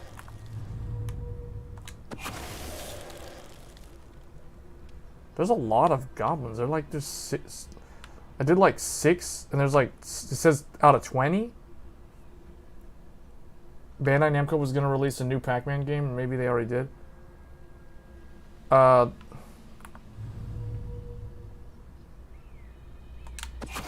is a grapple you are? What? You can actually do that while you're invisible? Orders. Directly from Ranrock. These orders indicate that they're after something to do with names. What names? And why here? Do we still need to be invisible? Uh-oh. Draw blood. Stupid to come here. Whoa, he broke my guard. Coming back this way.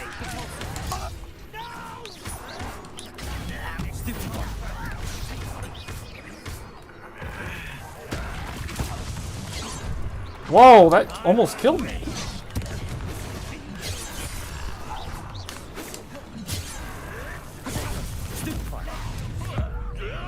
Ancient magic. See, okay, my plan playing this game, I want to go for an ancient magic build. Like, that's my main goal for endgame. Because ancient magic is like the one thing that you could never, like Harry Potter and all those guys in the movies and the books, they could never channel ancient magic. So I'm going ancient magic build. It makes me think of Scarlet Nexus, a game that I still need to complete.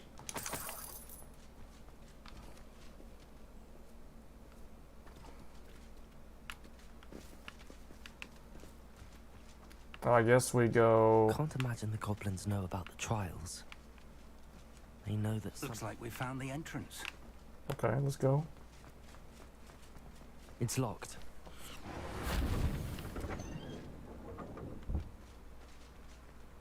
Oh, I'm gonna need Lumos. An unlocking charm. Very handy. No time now, but if you don't learn it soon enough, we can work on it back at the castle. The insane frame rate drop in this room.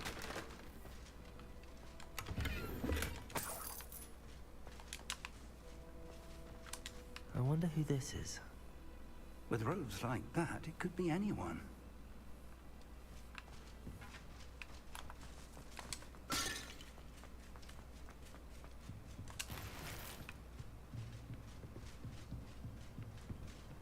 My backlog is basically, well... I imagine these brooms have been enchanted for centuries. Never seen an enchantment last this long. Realistically, I need to finish, Scarlet... Like, in terms of older games, I need to finish Scarlet Nexus. Like, that's one of them. Welcome to Sandakar's Tower. And then, for this year, it's really just Hogwarts Legacy and Forspoken. I mean, if I'm going to finish Forspoken. Hello, Professor. Did you say Sambakar's tower? I did. Professor Bakar is a keeper you have yet to encounter. I'm glad to see that I was correct in presuming that we would meet again soon after our last encounter. Though I surmise, based on the commotion I heard, that you did not have an easy time getting to me. We did not, Professor. We encountered goblins outside the tower. That goblins were aware of my vault is disquieting enough. It's weird talking to this They have guy also in the made a mirror, connection to this or in the tower. picture, because we just Then talked to him the earlier threat in the may be mirror. greater It's, or than I I keep saying thought. mirror. All the more reason for us to move forward. Downstairs near the entrance. We keep talking to a reservoir Percival in a of ancient picture. magic, like those you've seen before, has been unlocked. Commanded The to pictures in this access the game are doorway. like Zoom afraid I calls cannot say or more. Microsoft Teams calls or As something. Like Professor Vic we're cannot doing join video you, he conferencing in and the I will, in 1800s. time, see you back at the That's what map happens when you have when you have Remember magic. what You you can basically do what you need. What takes like We're going to 100, need to 200 understand years how to Ranrock's accomplish royalists in knew like about a tower that once technology. belonged to a keeper. With magic, you could For do the it like moment, hundreds of however, years before it's even actually a more thing. important things to set your mind to. A reservoir of ancient magic, I believe. Yes, sir. Then I shall leave matters in your increasingly capable hands. That said, be careful. I will, sir. I'll see you back in the map chamber.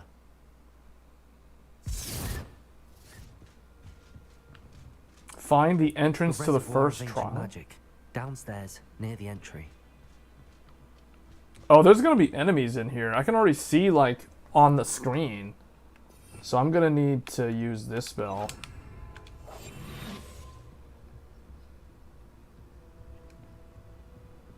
Oh wait, no, those are just brooms?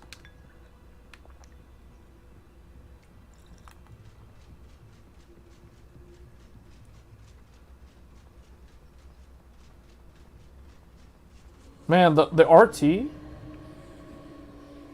Uh-oh.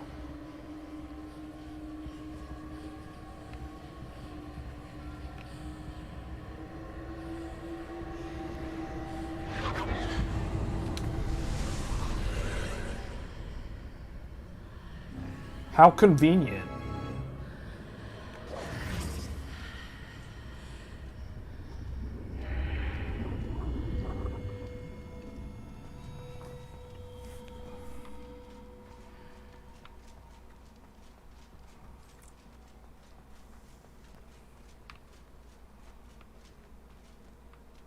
I mean, I guess if I wanted to play...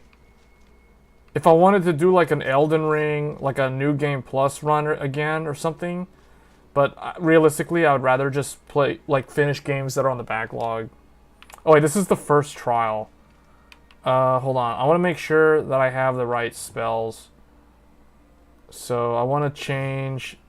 I want to put my offensive spells here. So we're going to put that there, this, and Depulso.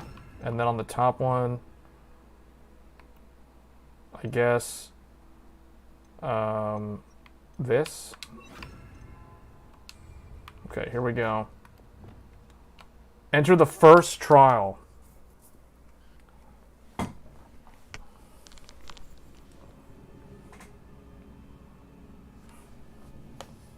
Is the game audio, like, audible at all, or are you guys not able to hear anything in the game? I've seen this before, in Gringotts and the restricted section.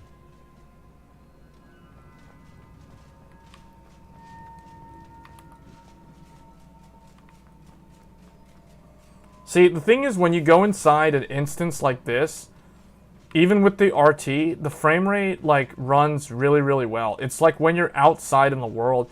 It's very much like an MMO, or like, well, okay, any kind of open world game. Like the caves and the indoor instance-based maps like this. They're going to run at very, very high FPS. And then, like, anything outside is not. Actually, before I do that, I want to see. Okay, we can't go over here. We have to figure out how to cross the bridge. Impressive. That must have done something. Best have a look around.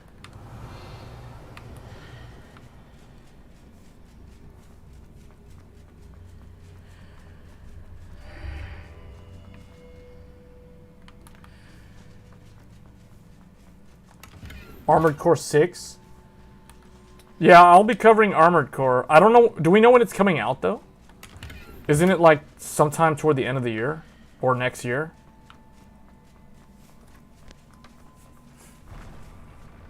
Oh, boy. Oh, for a second I thought it was going to drop me down if I wasn't fast enough. Revelio.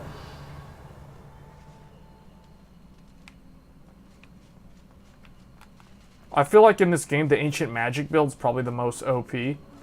Like, forget about the Forbidden Curses. Man, the Ancient Magic in this game is, like, way more violent and destructive than any of those Forbidden Curses.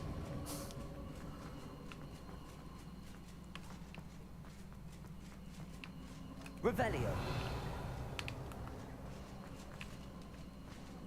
You're gonna try finishing Wolong in time for Fatal Frame? I'll try. I don't know. Well, see, the thing about those type of games like Wolong, I don't think they're not really super long, but they can get very grindy. I presume I'm looking for traces of ancient magic. If you want to do a lot of the More traces of end ancient game magic. stuff. Something must be different. Revelio. Okay, this guy's pointing here. I bet I'm gonna have to fight statues again.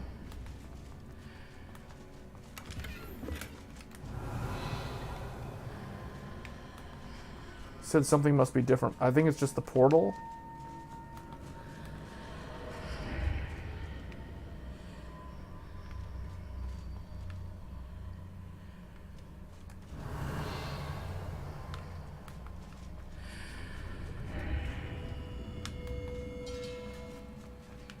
Revelio. I'll try to finish like a normal game, like a new game playthrough in time for Fatal Frame. But I'm getting pretty hyped for Fatal Frame because that game's gonna be terrifying. That game's gonna be terrifying. I can already tell. I honestly think Fatal Frame. I think Fatal Frame is gonna be scarier than Resident Evil 4. Like, These are never it might even be likely more sight. scary than Resident Evil 8. At least Let's just put it that way. this time. Arrest Protego. Depulso. Oh boy.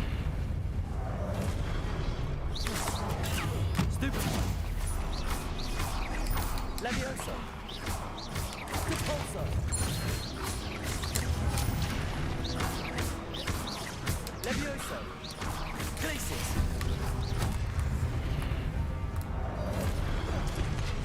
Where's that big guy? Where'd he go? Oh.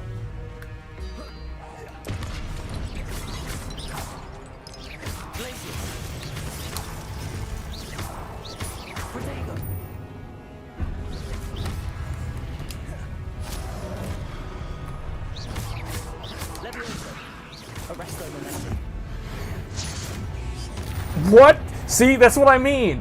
That's what I mean. The ancient magic stuff is very OP. Like, who cares about the killing curse? I literally just deleted that guy. That's like, that's way more destructive than the killing curse. These look familiar.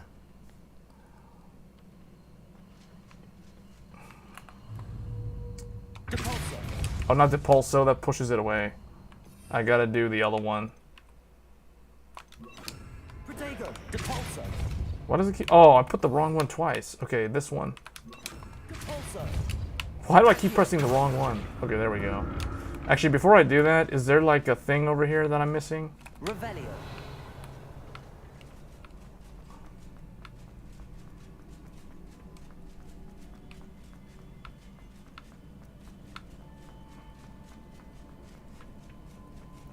The game was designed for 9-year-olds? Which one? Oh, this game? Are you sure?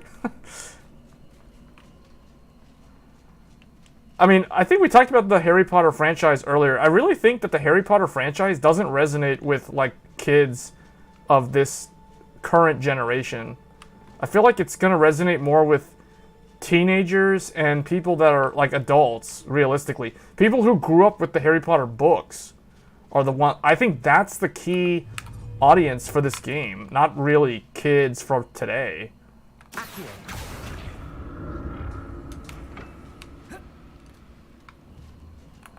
Considering the fact that the amount of sales on Steam for this game was insane.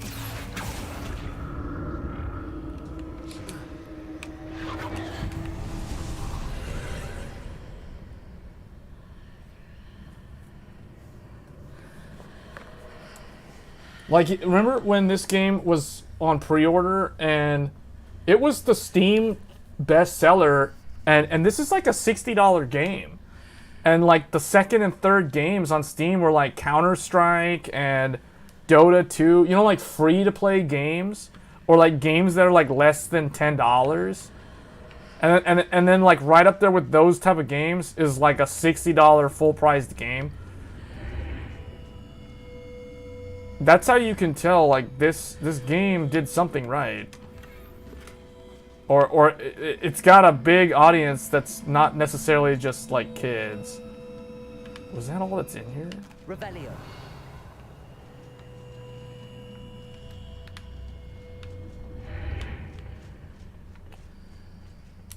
What did that burst of magic do?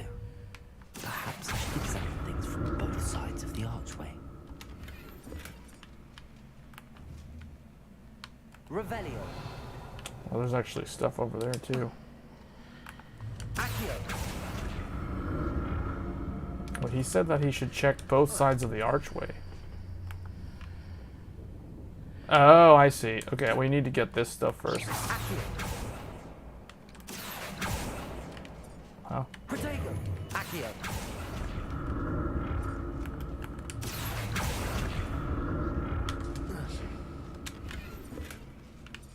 The room changes when I move in and out of the archway.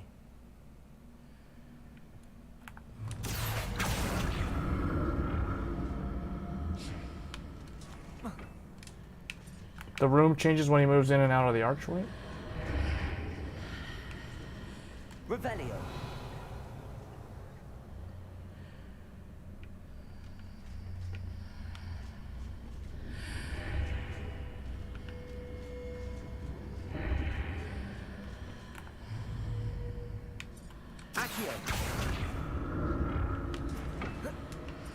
I can see a way out on one side, but when I pass through the archway, it's blocked by a wall.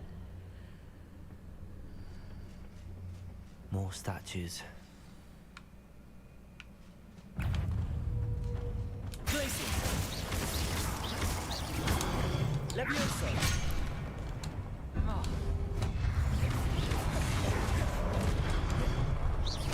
Depulso. Levioso. Potato.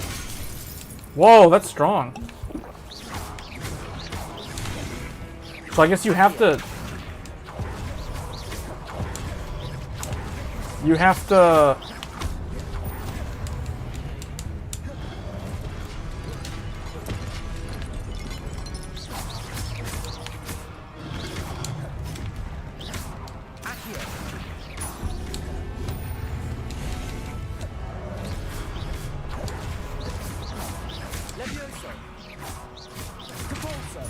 The Pulso works, Levioso doesn't work.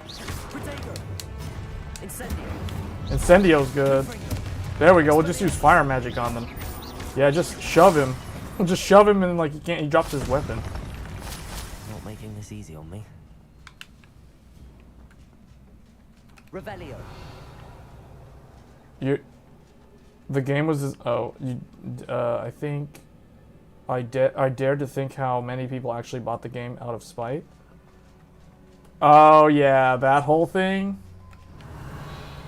Yeah. See, I don't know. Honestly, I don't think the percentage is probably that big. If I had to guess, probably 5%. Maybe. I don't. I remember seeing those videos about that whole controversy, the controversial topic, and all those people, but like I wasn't paying attention to it, and I was just gonna buy the game like from months ago, so it's like before any of that was a thing. Is this movable?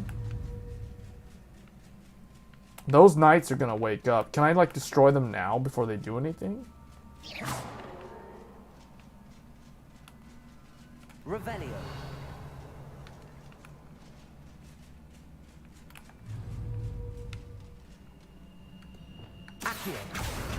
Okay, it does move. You know what? I'm just gonna pull it. Is there anything? Oh, this is gonna turn into an entire... Yeah, okay, I see. So we need to go back up and activate that thing.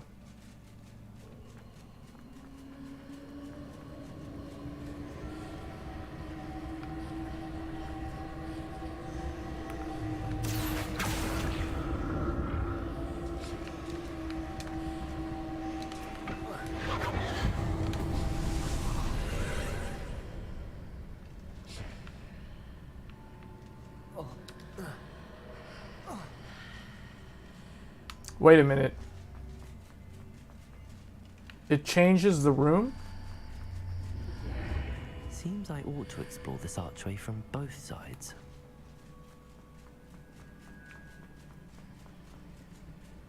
Okay, well that changed the room.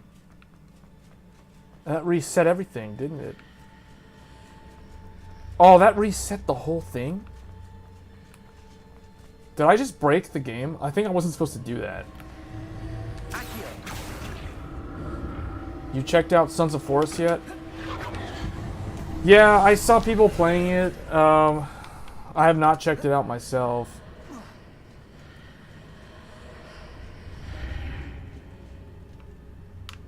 It's just not something that I planned for initially. So I don't really have any plans to play that game. Oh man, I can't. Okay, how do I get... Revelio. It looks like a really fun game though. This is gonna be interesting. So I need to go back over here.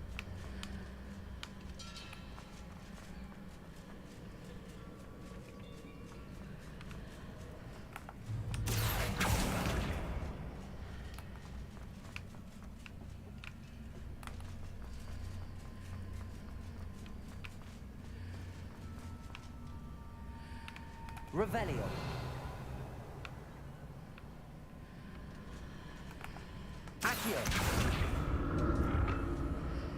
Oh, you know what? I think I got an idea. I have to send that through the portal.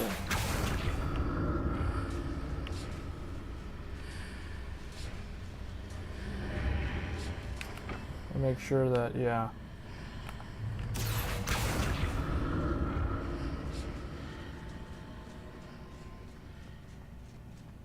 No?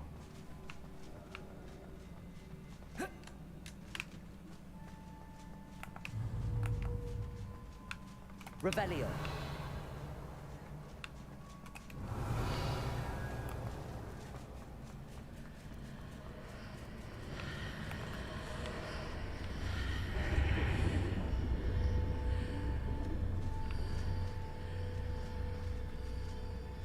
Whoa. Whoa.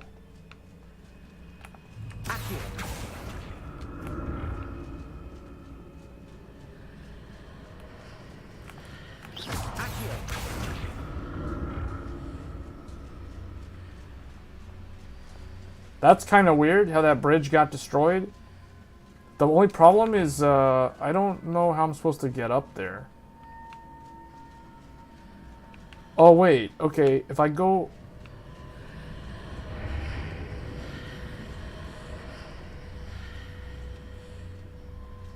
What? Oh. Okay, I go back. I get on this thing because now I can get over here.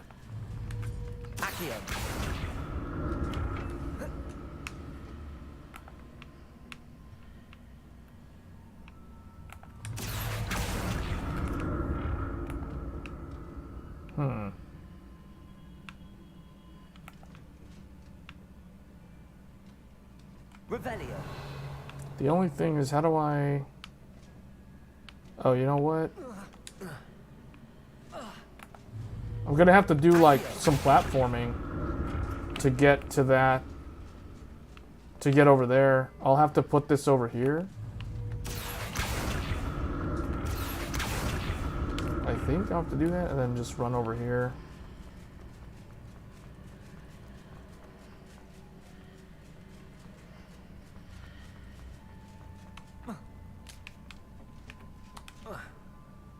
Or not. Okay.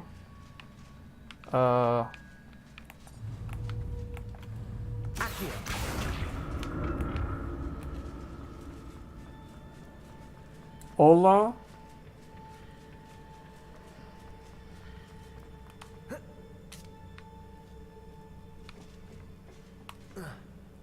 Oh, so close. Maybe I need to move it more this way. I don't want to move it so far away that I won't be able to jump to it.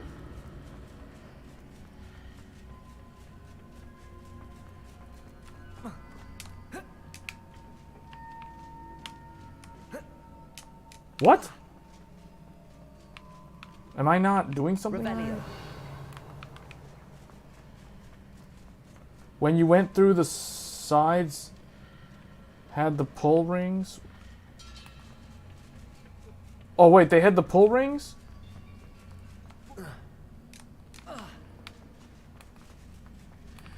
You mean like when I went through here?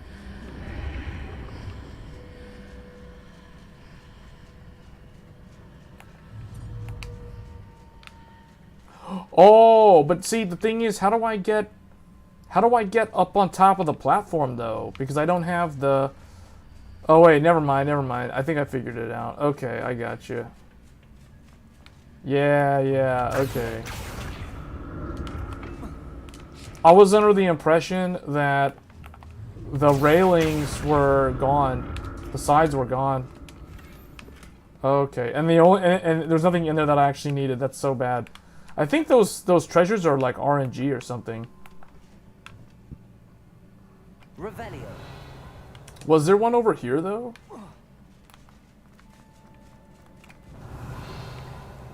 I feel like, isn't there also one up there? Okay, so I need to go...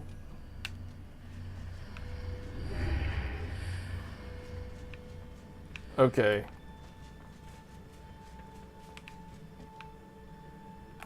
Oh wait, no, that doesn't. That's not right. I need to go back.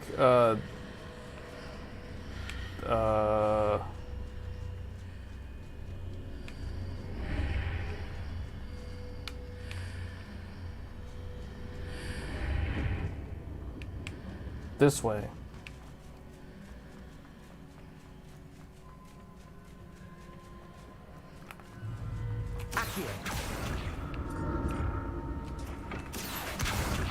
Pull the platform to the stairs.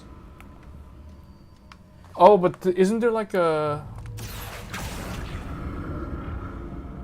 Isn't there something over here, though? Okay, no, that one doesn't have anything. Yeah, it was just that one. Okay.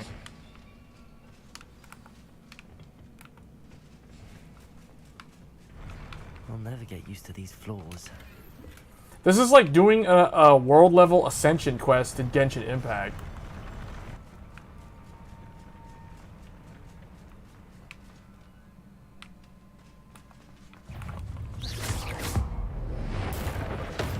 Look at that. Just straight up destroyed that guy.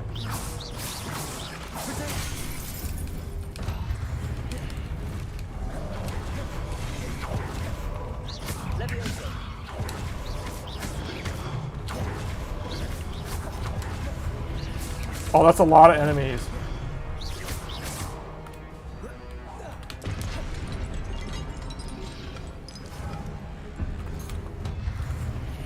Wait, not that.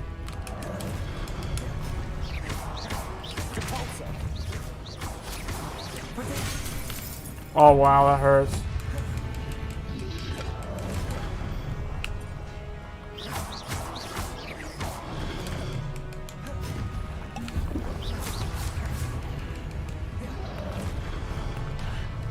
They threw something at me. Who's the lowest one right now?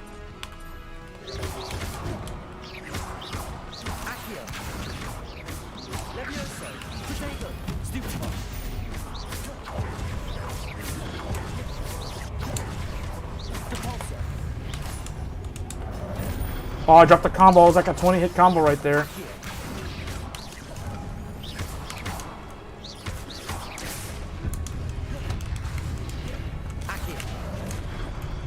I literally almost died to that.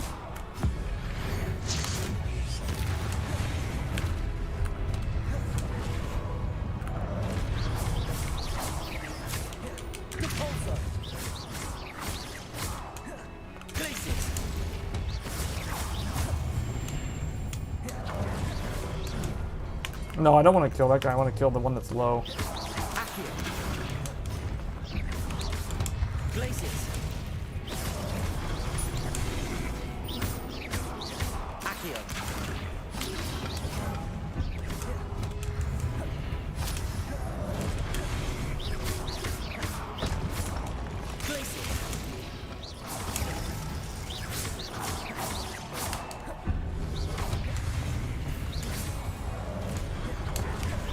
Oh, I need to absorb the ancient magic.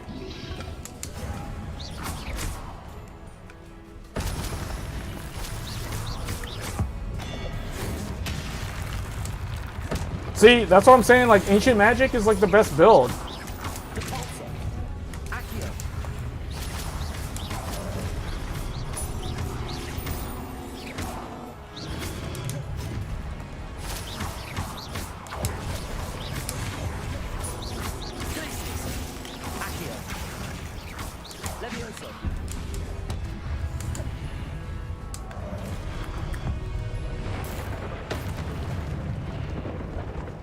Okay, we got 2 healing items left. I got 2 healing items total. When did you get the X3D? Why did you get the X3D when you already had? Because with this CPU, we were talking about this earlier in the stream. With this CPU, I can turn this into a 7800 X3D to show what that's like. I could also even simulate a 7600 X3D to see what that's like, or a 7900 X3D. And what's funny is, like, we were talking about this earlier, we were joking about this, we can actually turn this into a 7700X, a 7600X, So I can simulate every CPU except the 7950X and the 7900X. It's like I can even simulate the 7900X. Well, actually, yeah, the 7900X3D. So literally, like, with this CPU, I can test, not necessarily theoretically, but I can actually test, you know, like, or simulate the performance of all those other various CPUs without actually having to purchase any of those CPUs. So it actually makes kind of good sense. 7900X3D is going to clock higher than the when you turn off the second CCD. Well, we'll see. I kind of think they're going to behave very similar, though. Like, they're going to be so similar that you won't really notice. The other thing, too, is you have to remember, like, when you turn off the CCD, it literally turns it off. There's no electricity that flows to it, so... They close the gate, the drain and the gate on it, so there's no voltage to it. So I think they'll clock the same. Because it's literally the same CCD. A single CCD. But yeah, like someone asked me earlier, like, do I plan to use the X3D as the main one? No, like, I literally put the X3D CPU in the benchmarking PC. Like, I'm still using the 7950X in the main streaming PC. So this one's going to be used for benchmarking, like doing GPU reviews, GPU comparisons, game reviews, game comparisons. Basically, like all the stuff that I did for Hogwarts Legacy, Forspoken, like those sort of videos, that's all going to be done using the 7950X3D. And like if you know, I can test, you know, simulated 7800X3D, and whatever results in less of a CPU bottleneck is what I'll end up doing. So that's the main reason why I have it.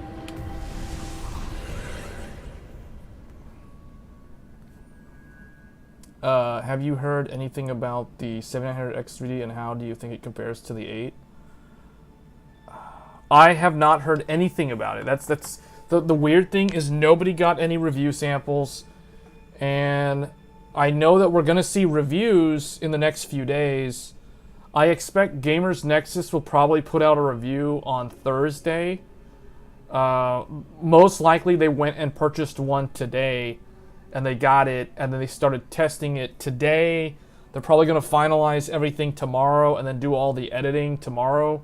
So it will probably go live on Thursday, if I had to guess.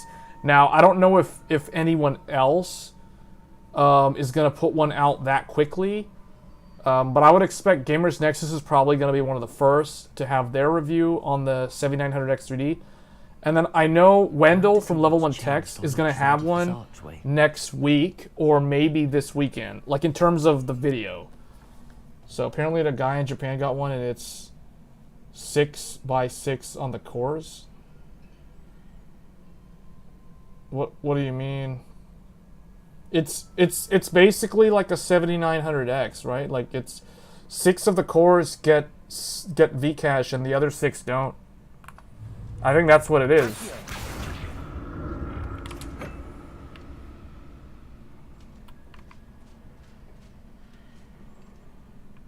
Things are definitely different on either side of the archway. Hold on, let's see. But how? Things are different. Did I go somewhere that I wasn't supposed to? If I go over here, does it do anything? Oh, there's the path. What is over here though? Revelio. Nothing? Whoa. Accio. Oh, I guess I just... Is there any, like, treasure or anything? Oh, there is. Okay, hold on. What if I stood on one platform and used Accio on the other? There's 2 Ought to platforms? work. Revelio. Where's the other platform? Oh, there's a treasure over there. Protego. He said, what if I stood on a platform and then used it to... Oh, okay.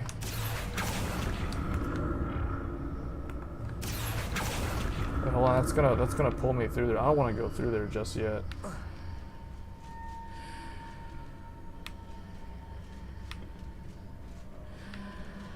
How do I get over there?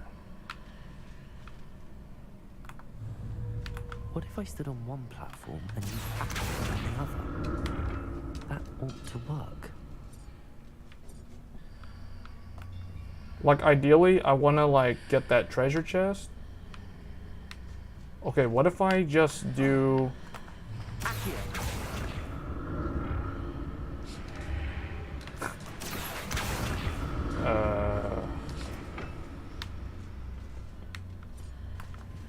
Maybe that wasn't the right thing to do.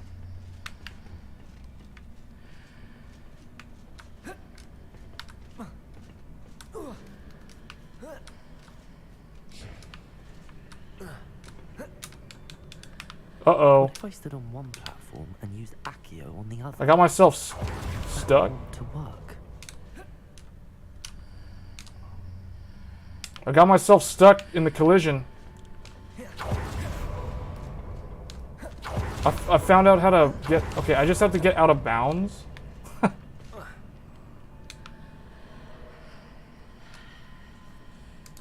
You need to pull the... Well, I want to get the treasure chest. But now I'm pretty sure we're not going to be able to do anything. Now I'm going to have to reload the save. Push it?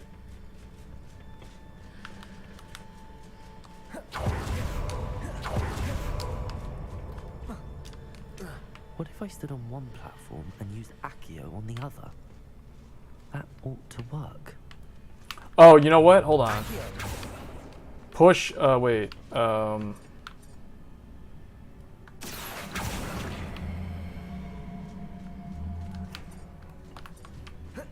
Because you can't get... I think I'm just gonna, like, load the save.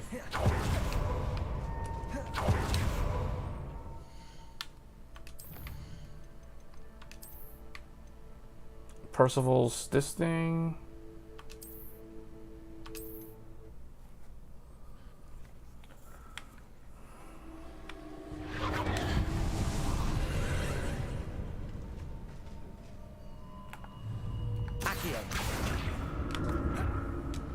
I feel like...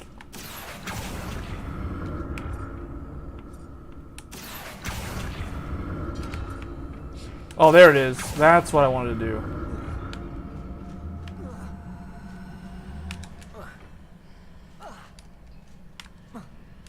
What? Wait, you can't jump over this?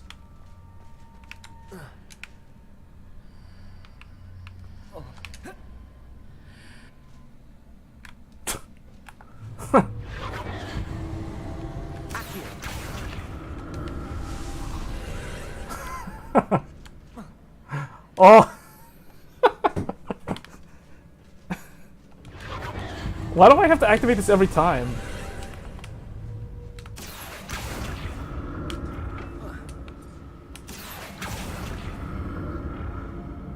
To get to the chest, I think you go... Yeah, I just gotta go like this, and then I need to jump off?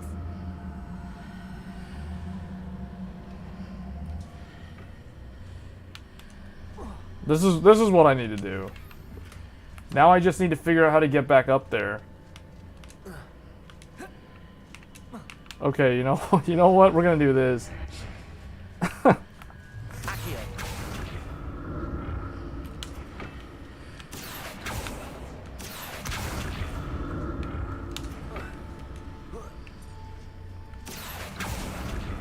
Ten out of 10 for that dive, no splash.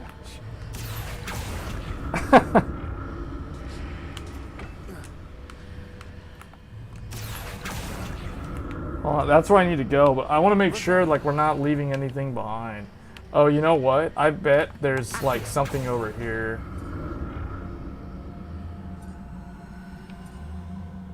There's probably some secret stuff like over here. Oh, did I?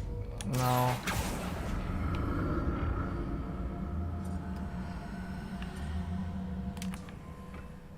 Revelio. Maybe not. For some reason, this makes me think of the Mines of Moria. I don't know why.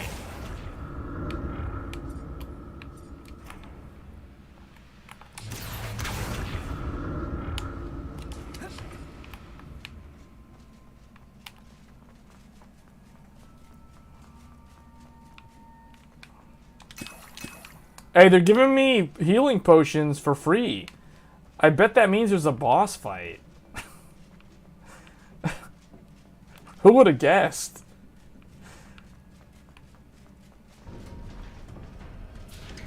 Dark Souls 2 style door opening automatically. Present the seal of the king. What was that? Can the door open up? Okay. We're really going in Dark Souls 2 style now. 5 potions. 5 potions. That means this is going to be a really long fight. Uh-oh. I knew it. Okay. Just get the jump on them.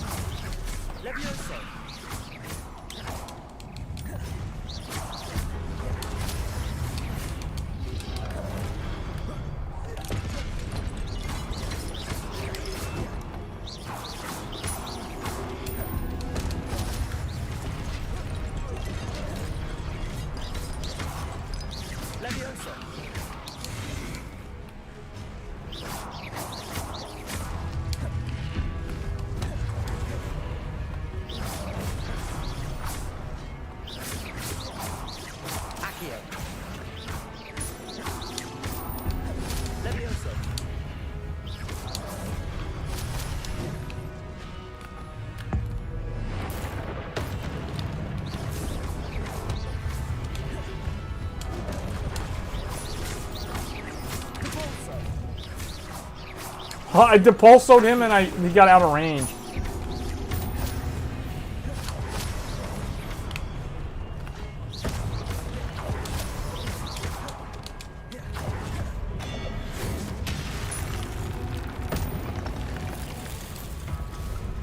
The second, oh boy, here we go, this is it.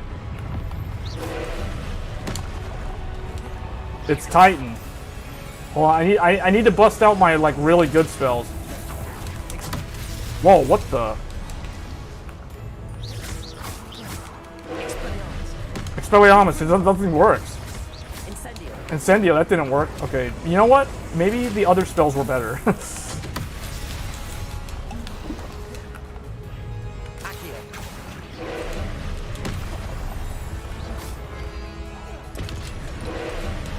Well, this guy's got lots of armor.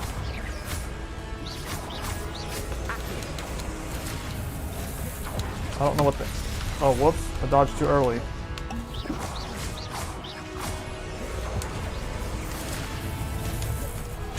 Oh, you want to kill those things? Oh, you want to actually destroy his fireball before he can cast it? That's what it looks like.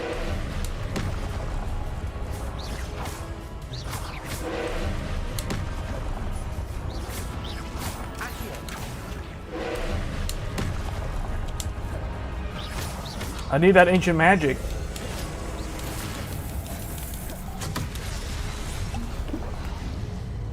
Yeah, there's no way I'm gonna win this. I'm not dealing enough damage to him. I need to like not get hit by those things.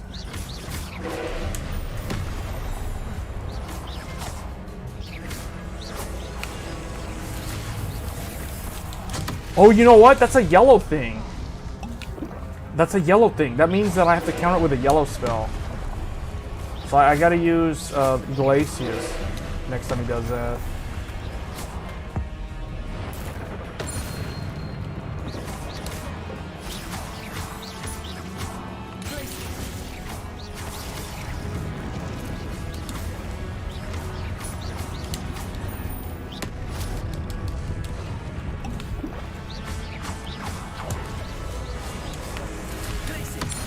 Yeah, okay. You use Glacius on that spell.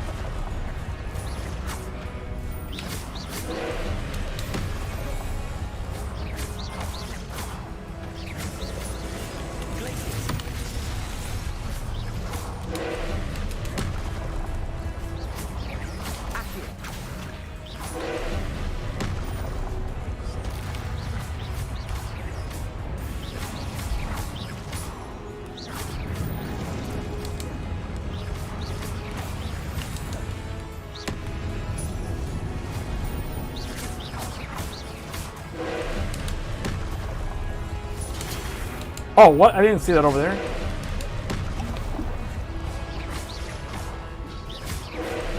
He's drinking water while fighting.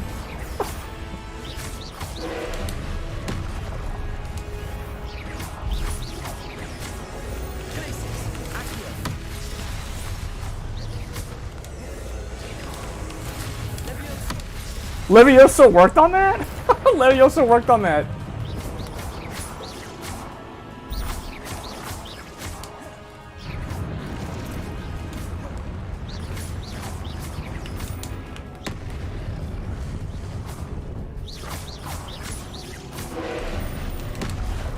What?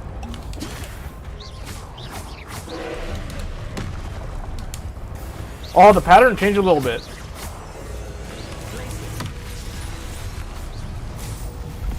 That was a pretty cool boss fight. The pattern, like when the boss was near death, actually changed. What a relief.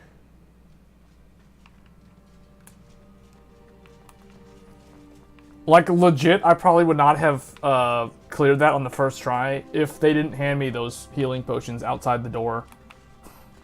I would have had to like retry that without the healing potions. Revelio. There's like nothing in here? Okay, I think we're good.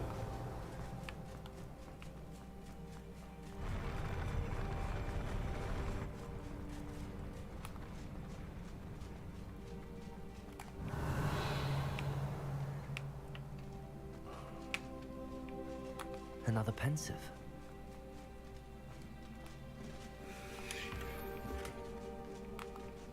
Unidentified item. When I fought that boss on level 1 gear, it was much harder.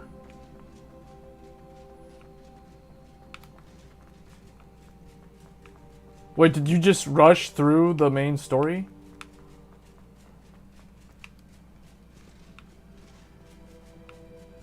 Revelio.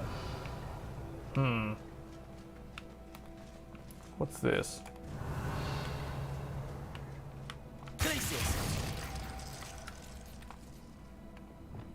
Expelliarmus. Incendium. I thought that might have been like a secret door. Oh, well, it's not activating, so okay.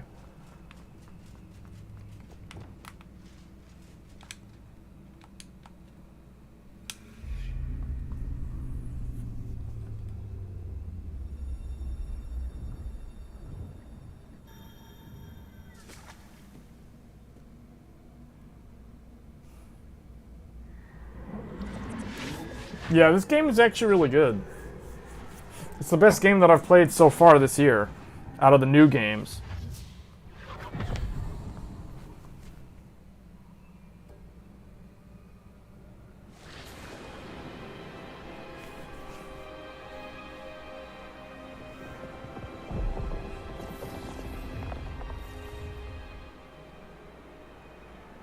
Your ability to transfigure the world around you is remarkable.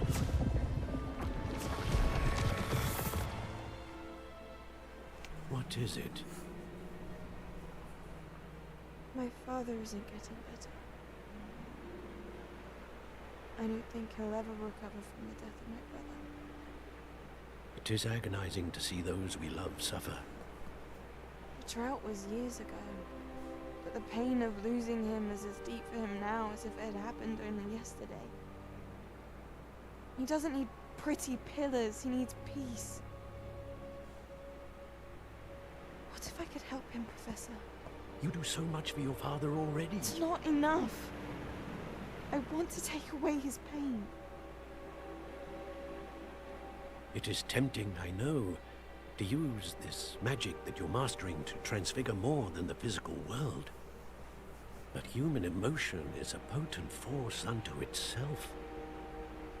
Even the most well-meaning and competent witch cannot possibly know the consequences of irrevocably manipulating it. So I'm to watch as my father's pain destroys him. It is not your pain to take.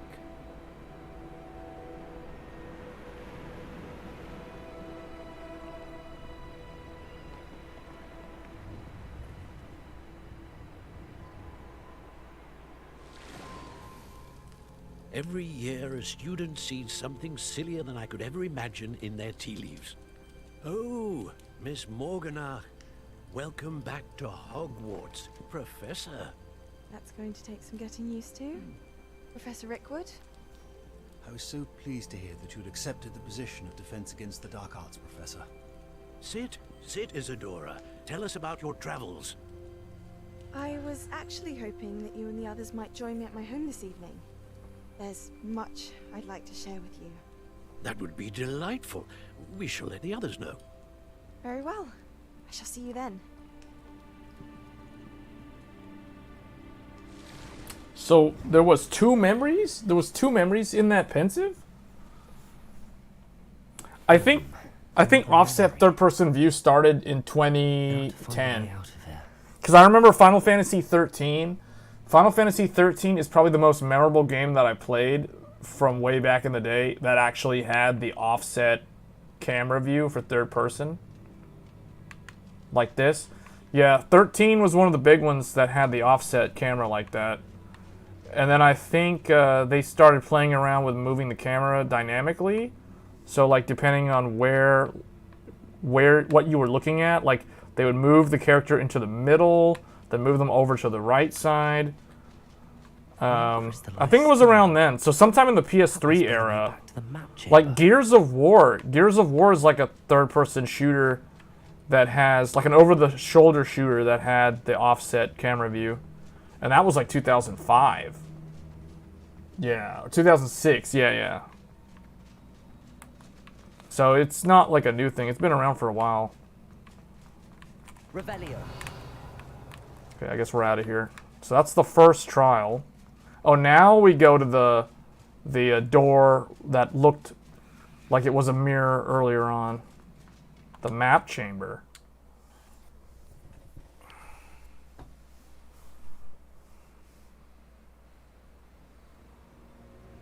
Speak to Fig and Professor Rackham.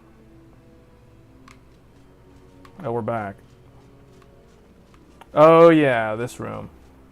This makes me think of the map in Dark Souls 2. What have we here? I'm a student at Hogwarts, sir. And this is Professor Fig. Professor Charles Rookwood at your service. Has someone completed the first trial? I have, Professor Rookwood. I've seen you before. We saw you in the pensive in Gringotts with Professor Rackham. Indeed. So, you found the portkey to access Professor Rackham's vault, and you deciphered the map within the locket you found floating above that pensive. I did. I found something that I can't identify floating above the last pensive. Ah, yes. You will find a similar artifact in each trial. You must take care to keep them safe. You'll need them to complete the journey we have set forth for you. Once you have them all, we will tell you what to do with them. Very well. Are you able to tell me anything about the next trial? Before you proceed, I would like to speak with Charles regarding the urgent situation involving the goblins. The goblins? The student has seen traces of a powerful dark magic being wielded by goblin kind. They and their mentor, Professor Fig, not only encountered goblins lurking outside of San Bakar's tower, they also encountered a powerful goblin in my vault at Gringotts. I'm afraid it would be wise to halt the trials until we know more. We shall defer to you in this matter, of course. Now then... Wait, Professor. The name Rookwood. Do you think... that there's a connection to Victor? Perhaps, but we can't be sure of its significance, if any. For now, tell me what you saw in the pensive. Before the witch from the last pensive, Isadora, became a Hogwarts professor, she argued with Professor Rackham about using magic to remove pain. Hopefully the next pensive provides more context. For now, we should learn what Ranrock knows. I will be honest, I've no idea where to start. Actually, I might know of someone. I saw Sirona at the Three Broomsticks speaking to a goblin once. They seemed friendly. Well, it's worth a try. See what you can find out. Of course, don't forget... My studies. Yes, sir. Before you go,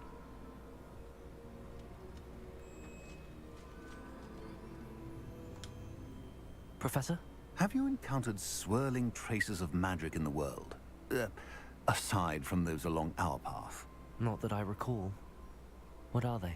Evidence of the Keeper's efforts to manipulate the power of ancient magic during our time. If I am correct, and I usually am, you should be able to use them to inform and enhance your own magic. Thank you, sir. I will look out for them. Resident Evil 4, I believe, was 2005?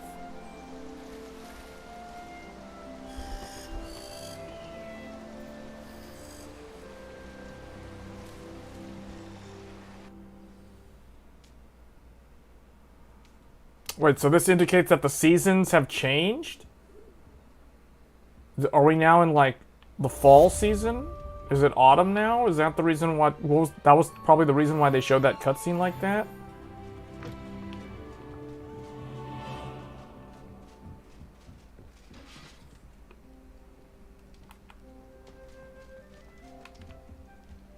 I should ask Sirona at the Three Brim. Spectacular news! The broom upgrade's ready. Ha, stop by the shop when you can. I hope you will come and see me about a pressing and highly confidential matter at your earliest convenience. I believe that we may be able to help each other. One thing that they should have done is they should have allowed you to sit down in the chairs and stuff. Oh, the cutscene skippable here? I remember some games don't allow skips and so annoying. You can skip the cutscenes. Yeah, you can skip all the cutscenes in this game. Please see me after class once you have completed the tasks I've set for you. I would like to teach you Descendo, useful for putting objects to the ground. Descendo.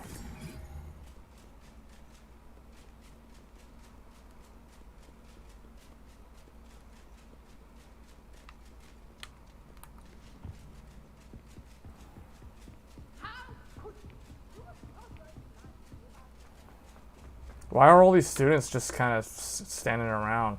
Don't these people need to go to class?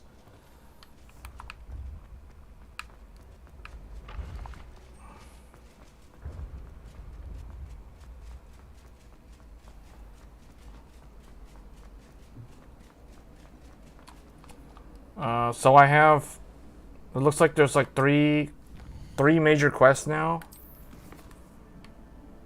Wow, prepare for your search for the final keeper. Man, there's like a bunch of stuff that I need to do.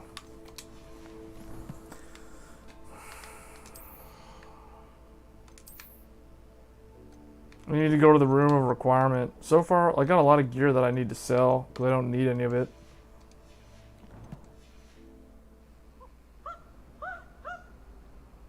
Anyway, this game is actually really good.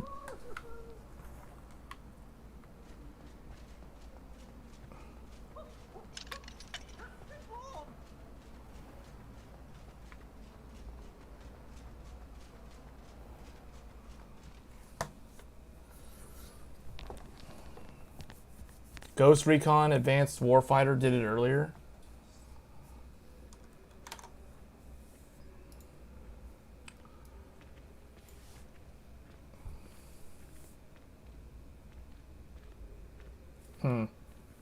Well, I guess I couldn't wait, guys. Like, I couldn't wait for the 7800X 3D. I ended up doing what I did last year and splurged and got the, instead of waiting against my better judgment, I ended up getting the 3D V-Cache now. So, well, I mean, I'm trying to think, right? Like, what else is coming out this year besides the 7800X 3D? I don't think there's anything else. So I think I'm pretty much set. So this X3D CPU is going to be the benchmarking, test rig, overclocking, RAM tuning, GPU comparisons, game performance analysis, etc. That's basically what this is going to be assigned. Oh, 4080 Ti. Yeah, you're right. There's probably going to be a 4080 Ti, but that's probably going to be like September or something. Or August. Well, you know what? It might actually be... Let's think about it. So, 3080 Ti was March 2021. But when was the 3080? That was like September. So 6 months. So 6 months. So the 4080 launched in November. So that would be like June? June. So maybe around June, the 4080 Ti will show up. I don't know, NVIDIA, like, so I'll tell you guys a story, and then we're probably going to end the stream. You know what, I probably need to stop saying I'm going to end the stream, because every time I do that, I go off on a tangent and talk for like another hour.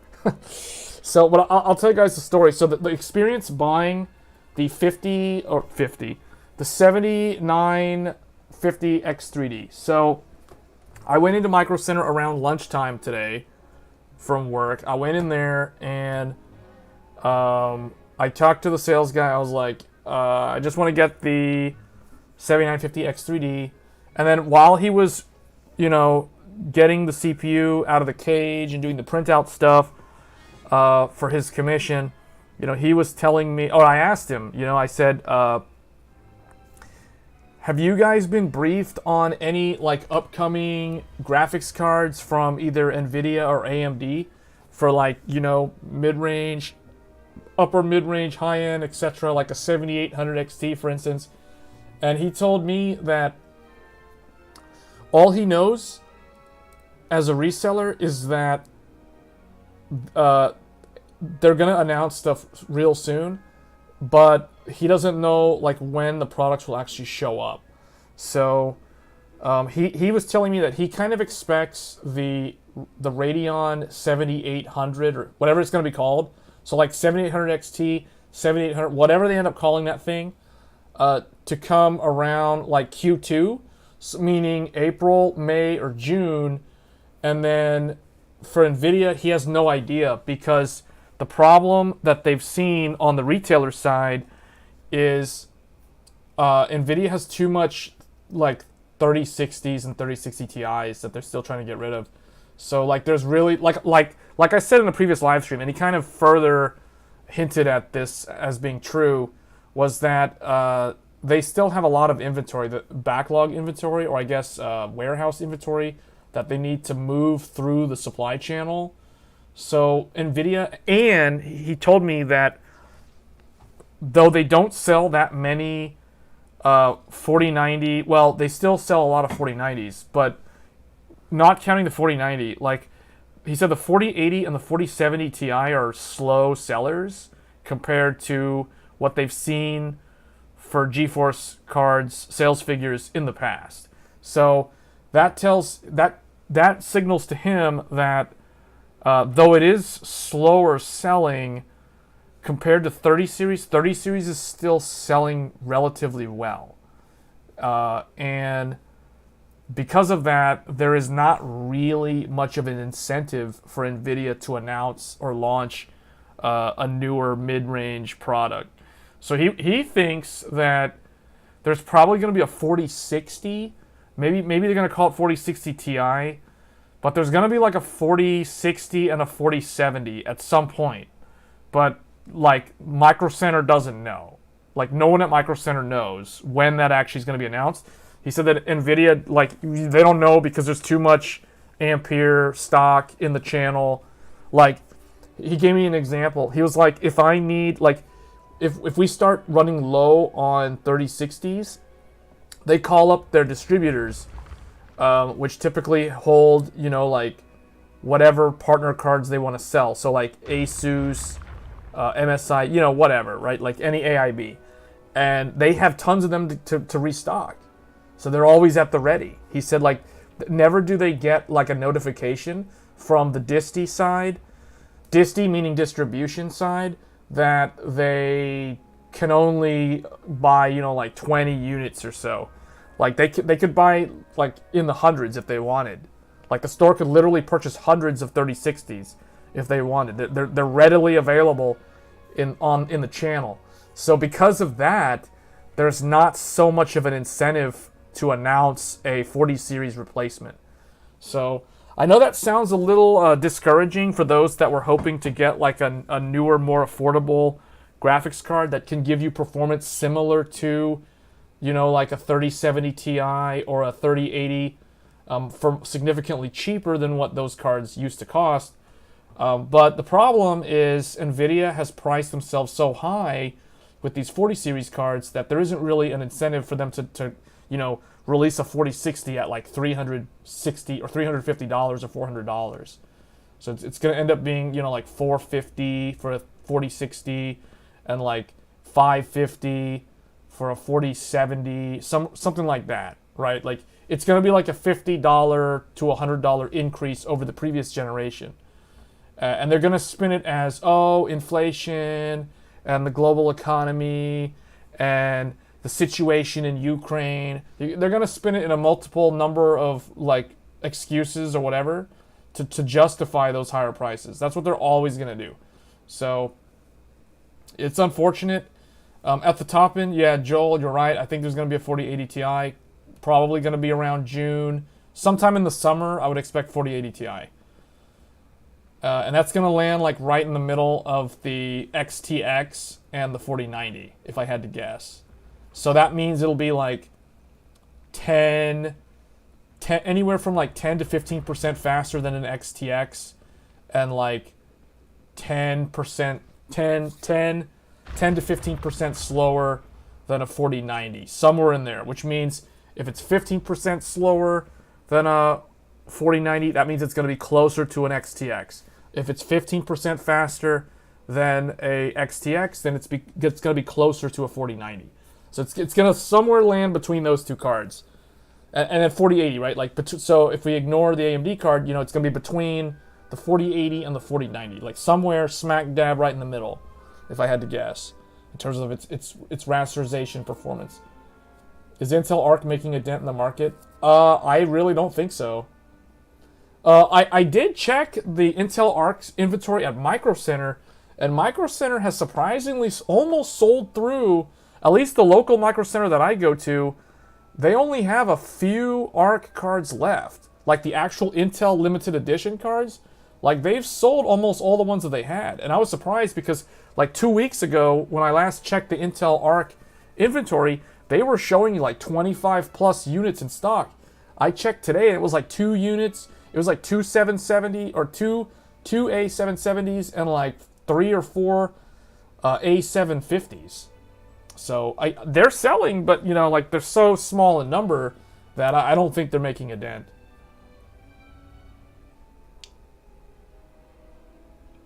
The sad reality, and I think Tom Peterson from Intel said this best. He said in an interview with PC World, because he was on their podcast, The Full Nerd, and he said that in his mind, NVIDIA is going to continue to ignore Intel's existence in the GPU space, but he said that AMD cannot ignore Intel in the GPU space, and he is dead on accurate with that statement, because I have a feeling that people who buy Intel's Arc graphics card were probably going to buy an AMD card, and people who are going to buy an NVIDIA card were probably never going to buy an Intel card in the first place.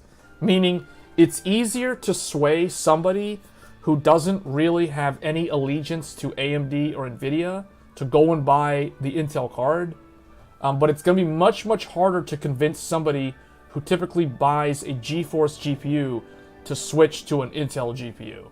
So, and of course, you know, there's going to be like diehard AMD guys who also won't sway over to Intel's camp either.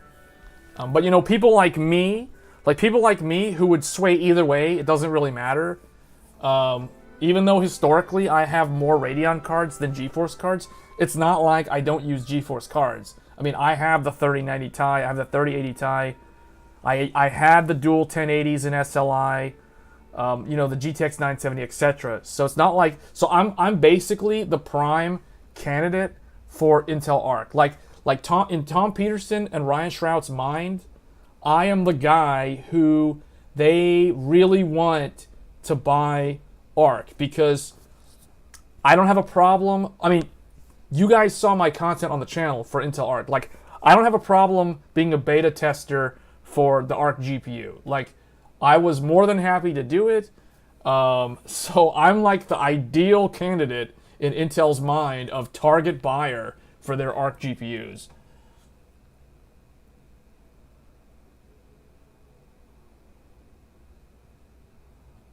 So you saw in the news article that the Arc was selling the same amounts as AMD at this point in time. I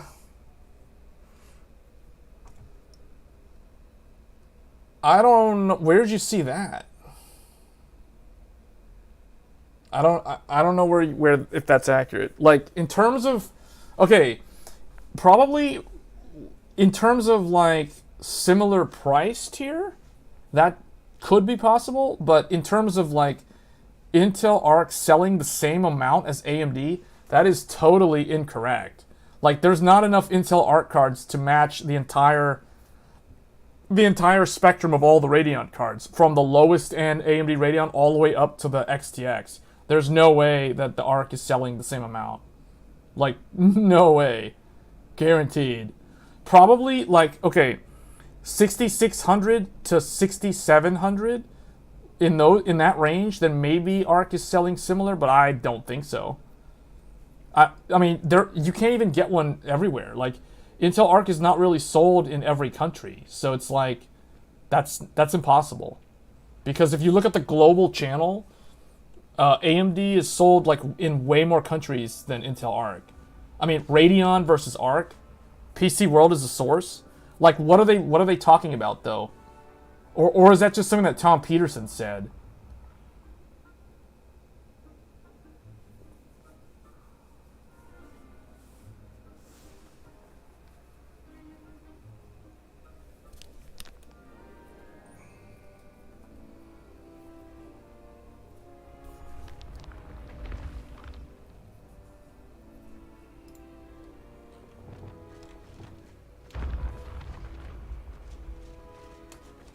Oh wait, here's one of the quests. I think this is a good saving point though. This is a good save point for the stream. Intel's already tied with AMD for GPU sales. In what capacity though? Let's see. Intel is already tied with AMD for desktop GPU sales.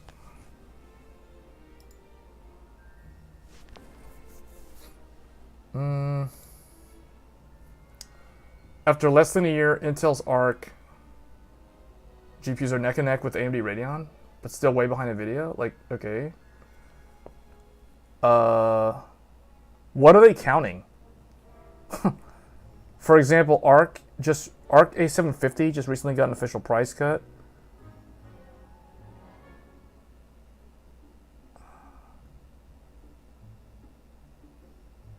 Yeah, but who's actually buying the Intel Arc A750?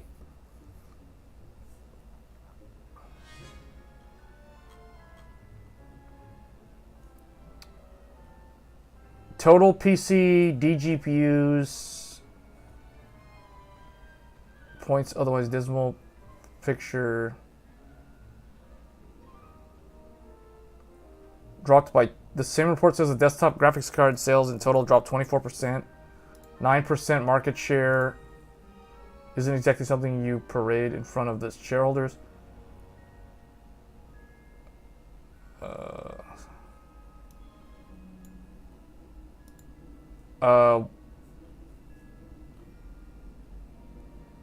But like, what is this actually saying? Like,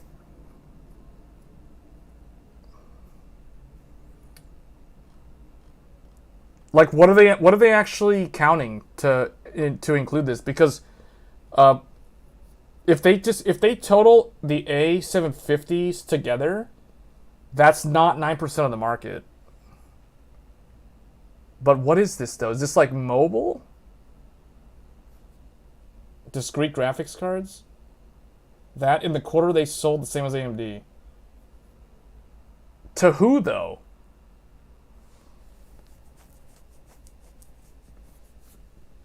Like who's running an A750?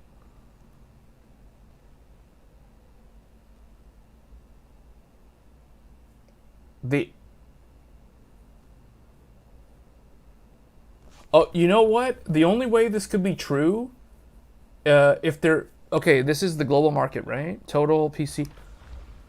The only way this is true is they're counting the Chinese market. No, it's not kids. It's the Chinese market. Most likely, a lot of these Intel GPUs are in the Chinese market, and they're probably like A380s. It's probably the vast majority of these. Because the A380 has been over there for like a year now. Almost a year since the A380 came out. So most likely, like this is a bunch of like A380s over in internet cafes over in Asia. That's probably what this is. That's the only way that this could be possible. Because like who do you know is actually running an A750 or an A770 in their PC today? Besides me and Joel, besides us, like how many people do you know is actually running an Intel Arc GPU as their primary computer? Because I'm not even running mine as a primary computer. So guaranteed these numbers that they're showing are like the Chinese market. How many people do you know running AMD? Like how many people do I know running AMD? A lot of people. I know a lot of people that are running NVIDIA also, but I know a lot of people that are running AMD. Like far more than people that are running Intel Arc.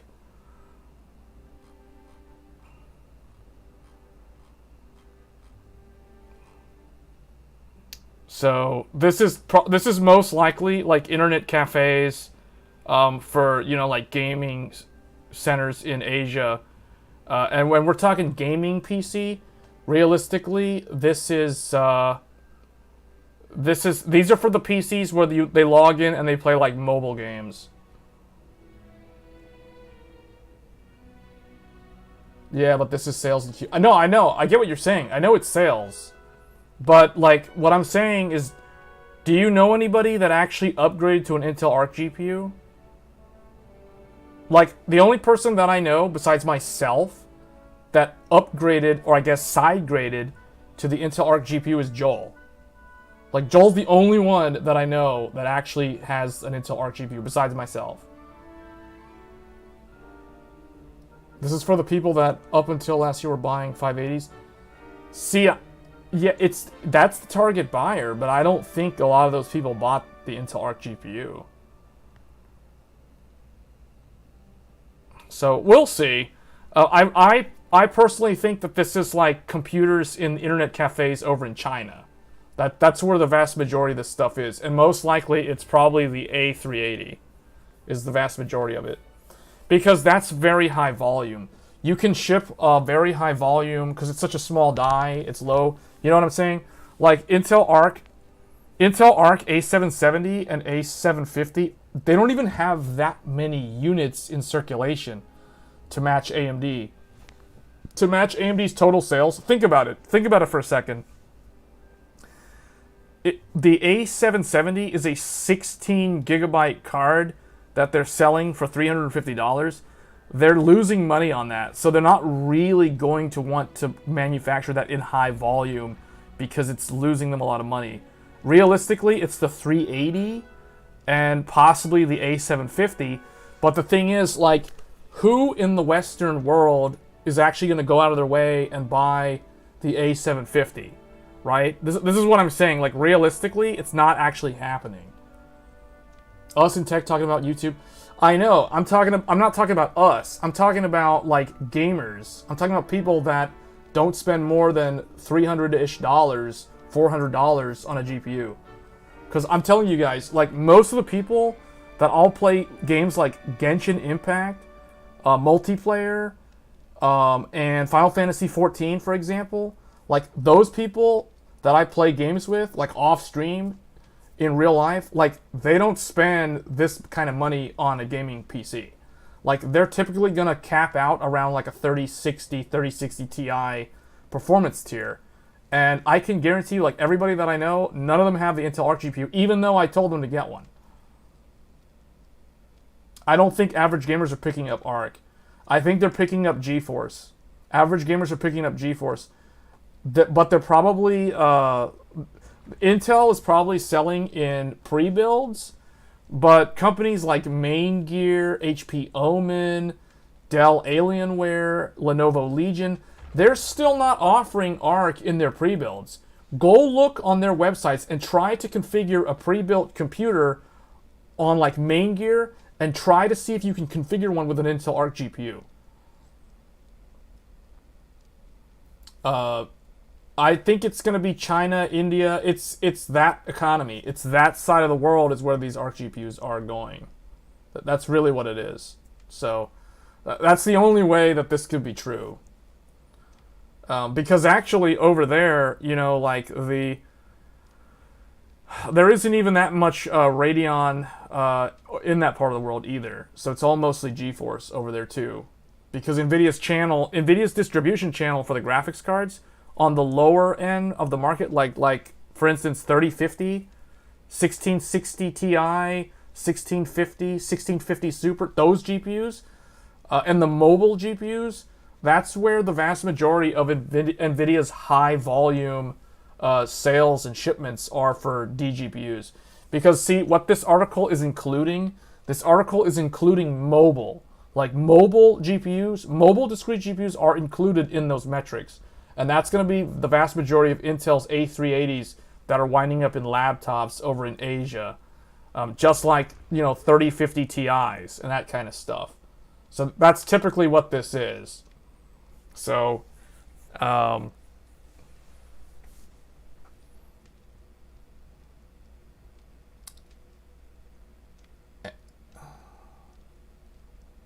gamers don't know what a GeForce is? I wouldn't say that. Depends on who you're talking to. It depends on how old they are. If the gamer is not like a high school kid, they probably heard of GeForce. Average gamers don't even know that AMD and Intel GPUs exist.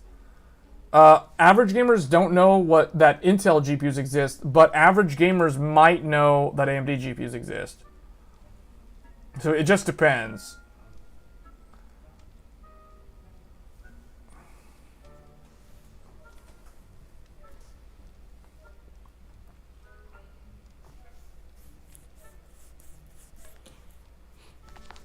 So it's kind of like there's the,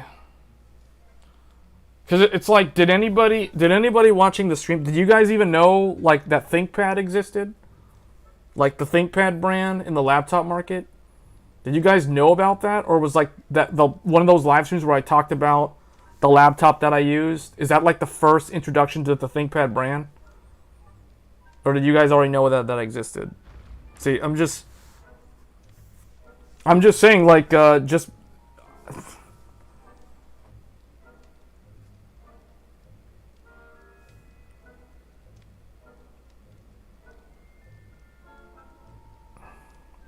Doing brand recognition, marketing analysis, we saw that, like, 8% of university students that identified themselves as gamers knew what NVIDIA was. Granted, this was, like, a decade ago, but still...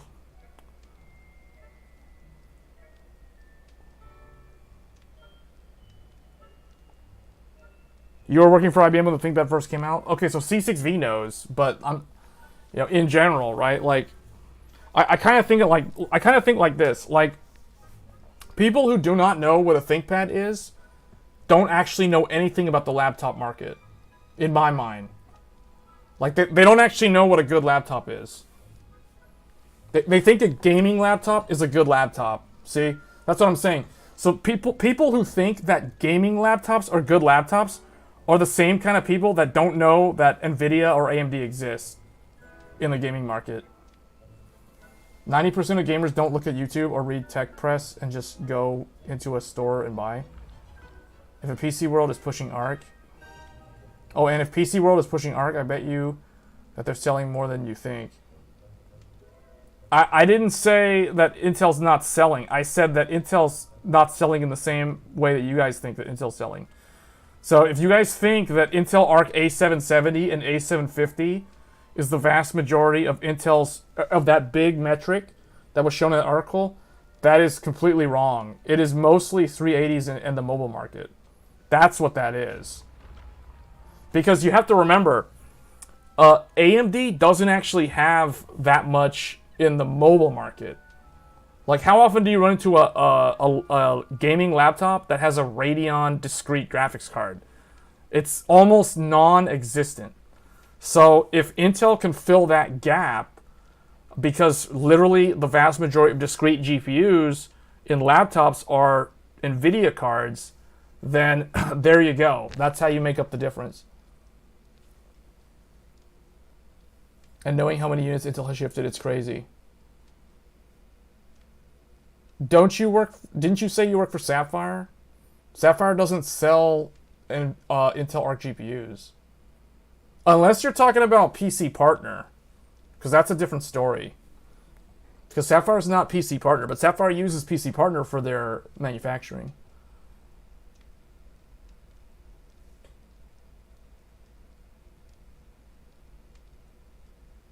Yeah, and that makes sense. That makes sense for the Asian market.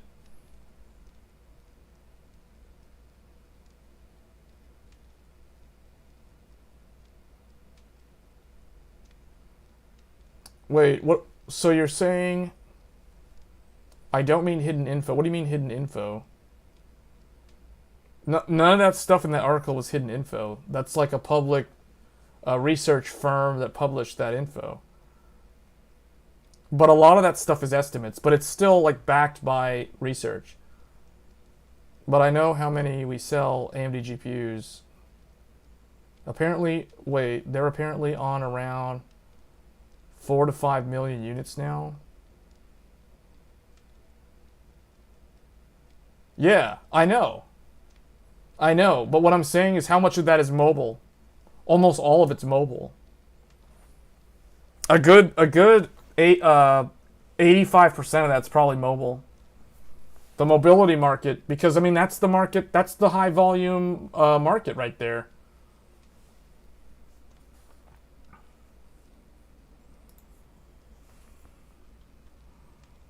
What's funny is I'm waiting around here so long that eventually this thing's just going to automatically activate.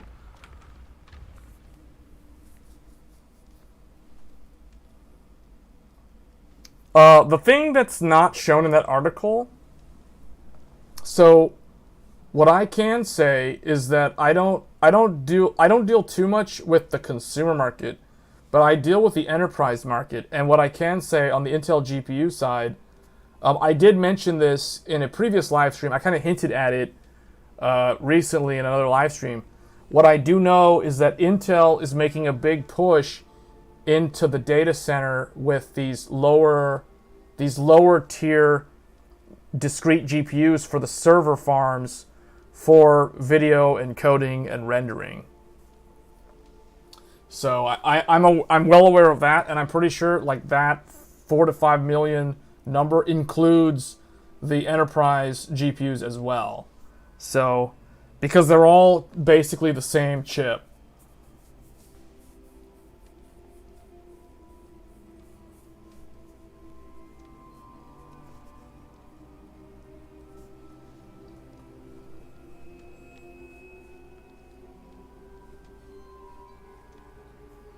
So all that stuff, basically the bottom line is all those rumors about Intel canceling graphics cards was complete nonsense. And I never believed that for a second. I mean, and that's the whole reason why I bought the Intel Arc A770 in the first place.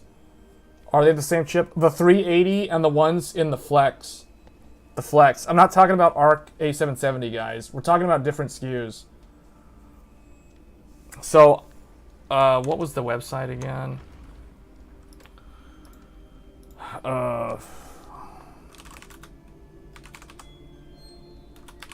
The Flex GPU.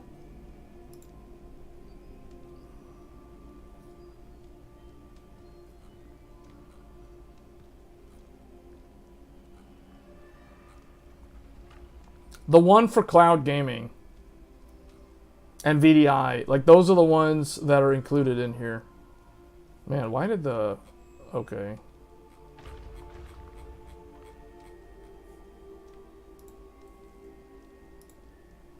Oh, that's gonna blind people. Well, I mean, the ones for like AV1 encode in the data center. Well, not necessarily data center, but also for well, it is data center. Yeah, they're selling these for data center. These aren't for like workstations. Apparently, the 4 million is just desktop. It's discrete. So, 150 watt GPU. Here it is. So, where is it? These complex AI models, a high power 150 watt. The Intel Data Center GPU Flex 170 basic AI models for VDI, so virtual desktop infrastructure. So these are for things like cloud gaming, built-in AV1, media processing delivery. Basically, this is it. This is like the big push into the data center. And this is the reason why, you know, I've been saying, like, whoever keeps saying that Intel's going to cancel their GPUs, they have no idea what they're talking about.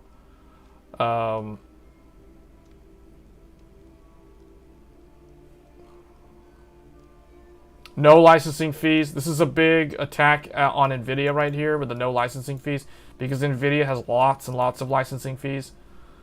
So that's how they're going to get into the market. I mean, I talked about this before, guys. Like, this isn't new. I talked about how they're pushing into a lot of these vendors. Actually, why do we have... There we go. It's going to blind everybody. But this is basically it. It's like, remember, we've talked about this before on this on a previous live stream. It's not new, but like this is how they're doing it.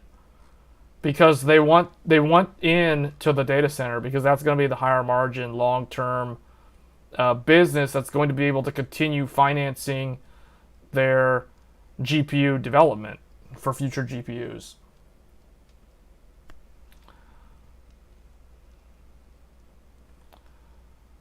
The GPU Flex 140, and I think there's, yeah, the 170.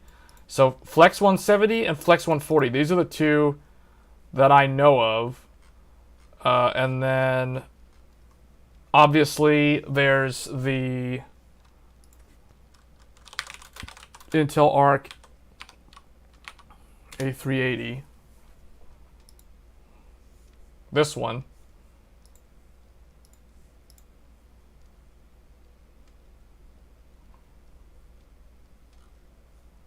Yeah, this is, well, it's 6 gigabytes. Oh wow, I didn't realize it was 6. I thought it was 4. So a 6 gigabyte GPU. They don't say this has AV1 encode. Yeah, this is the bulk of it. Like, what I don't understand though is whatever happened to the 580? That still hasn't really shown up. Arc Professional A series. See, they also have these. There's also the Pro A50 and A40. So all of this stuff counts to that DGPU number.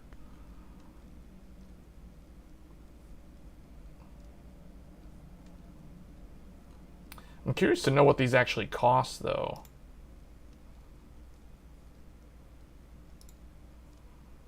Like, what's the...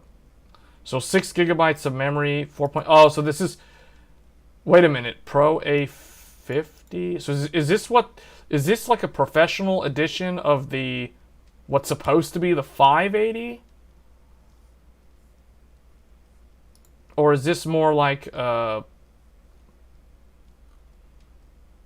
anyway, this looks kind of like the 380. That's the 380 specs, I think.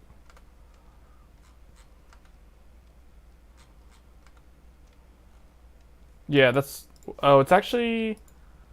that other GPU, I think, is like a 580, because it's 192. Yeah, that's a 192. So that professional card is actually the 580, or that's probably the same silicon, just a different segment, different market segment. So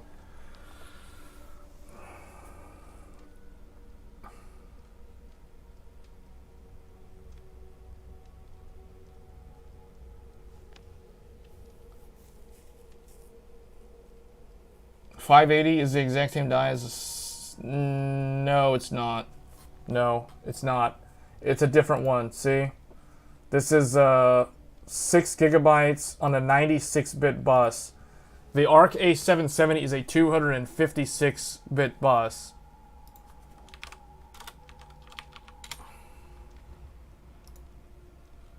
See, not even close. 256 on the A770 versus 96 and 192 gigabytes per second.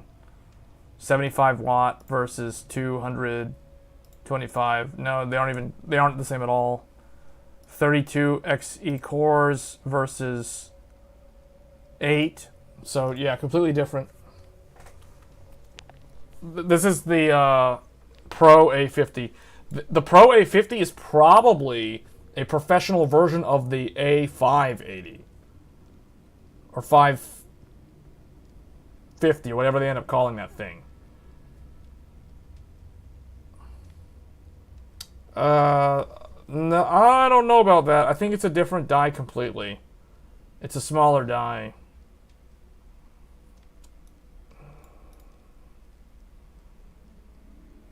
No, I don't think it has anything to do with the A770. I think it's a completely different design. A different chip completely for a different vertical or a different market segment.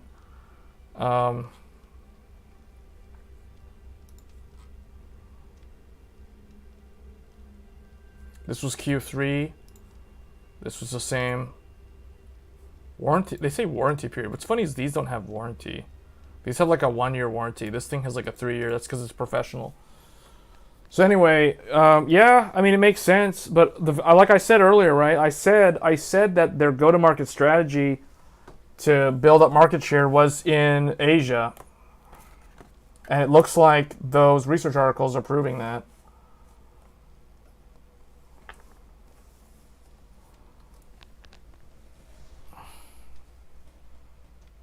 So the bottom line is we covered all of this stuff about Intel GPUs in a previous live stream, and nothing really has changed in terms of what they're doing. They're just proving all the naysayers that they were going to cancel the GPUs, that they're not actually going to cancel the GPUs. So it's funny how the whole time this has gone by and it's never activated. Well, anyway, that's probably going to be it for this stream. That's basically it. That's gaming on the 59 or the 7950X3D. I plan to do a kind of like my own sort of video showcasing gaming benchmarks using a 7900 XTX with the X3D CPU, the 13900K CPU, and the default 7950X CPU. So that's probably going to be one of the larger videos that takes more time to make.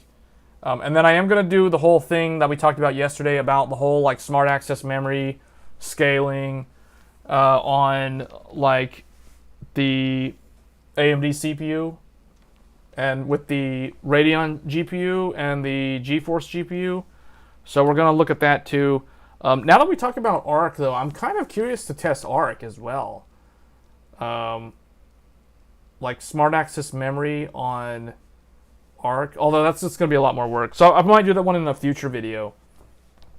I'll just keep it simple for now. So we'll just do Radeon and GeForce smart access memory comparison.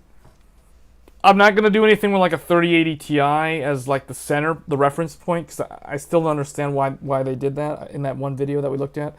But anyway, that's going to be it for this stream. Once again, thanks everybody for watching. And anyone who was new, who tuned in for the first time, feel free to engage in the discussion.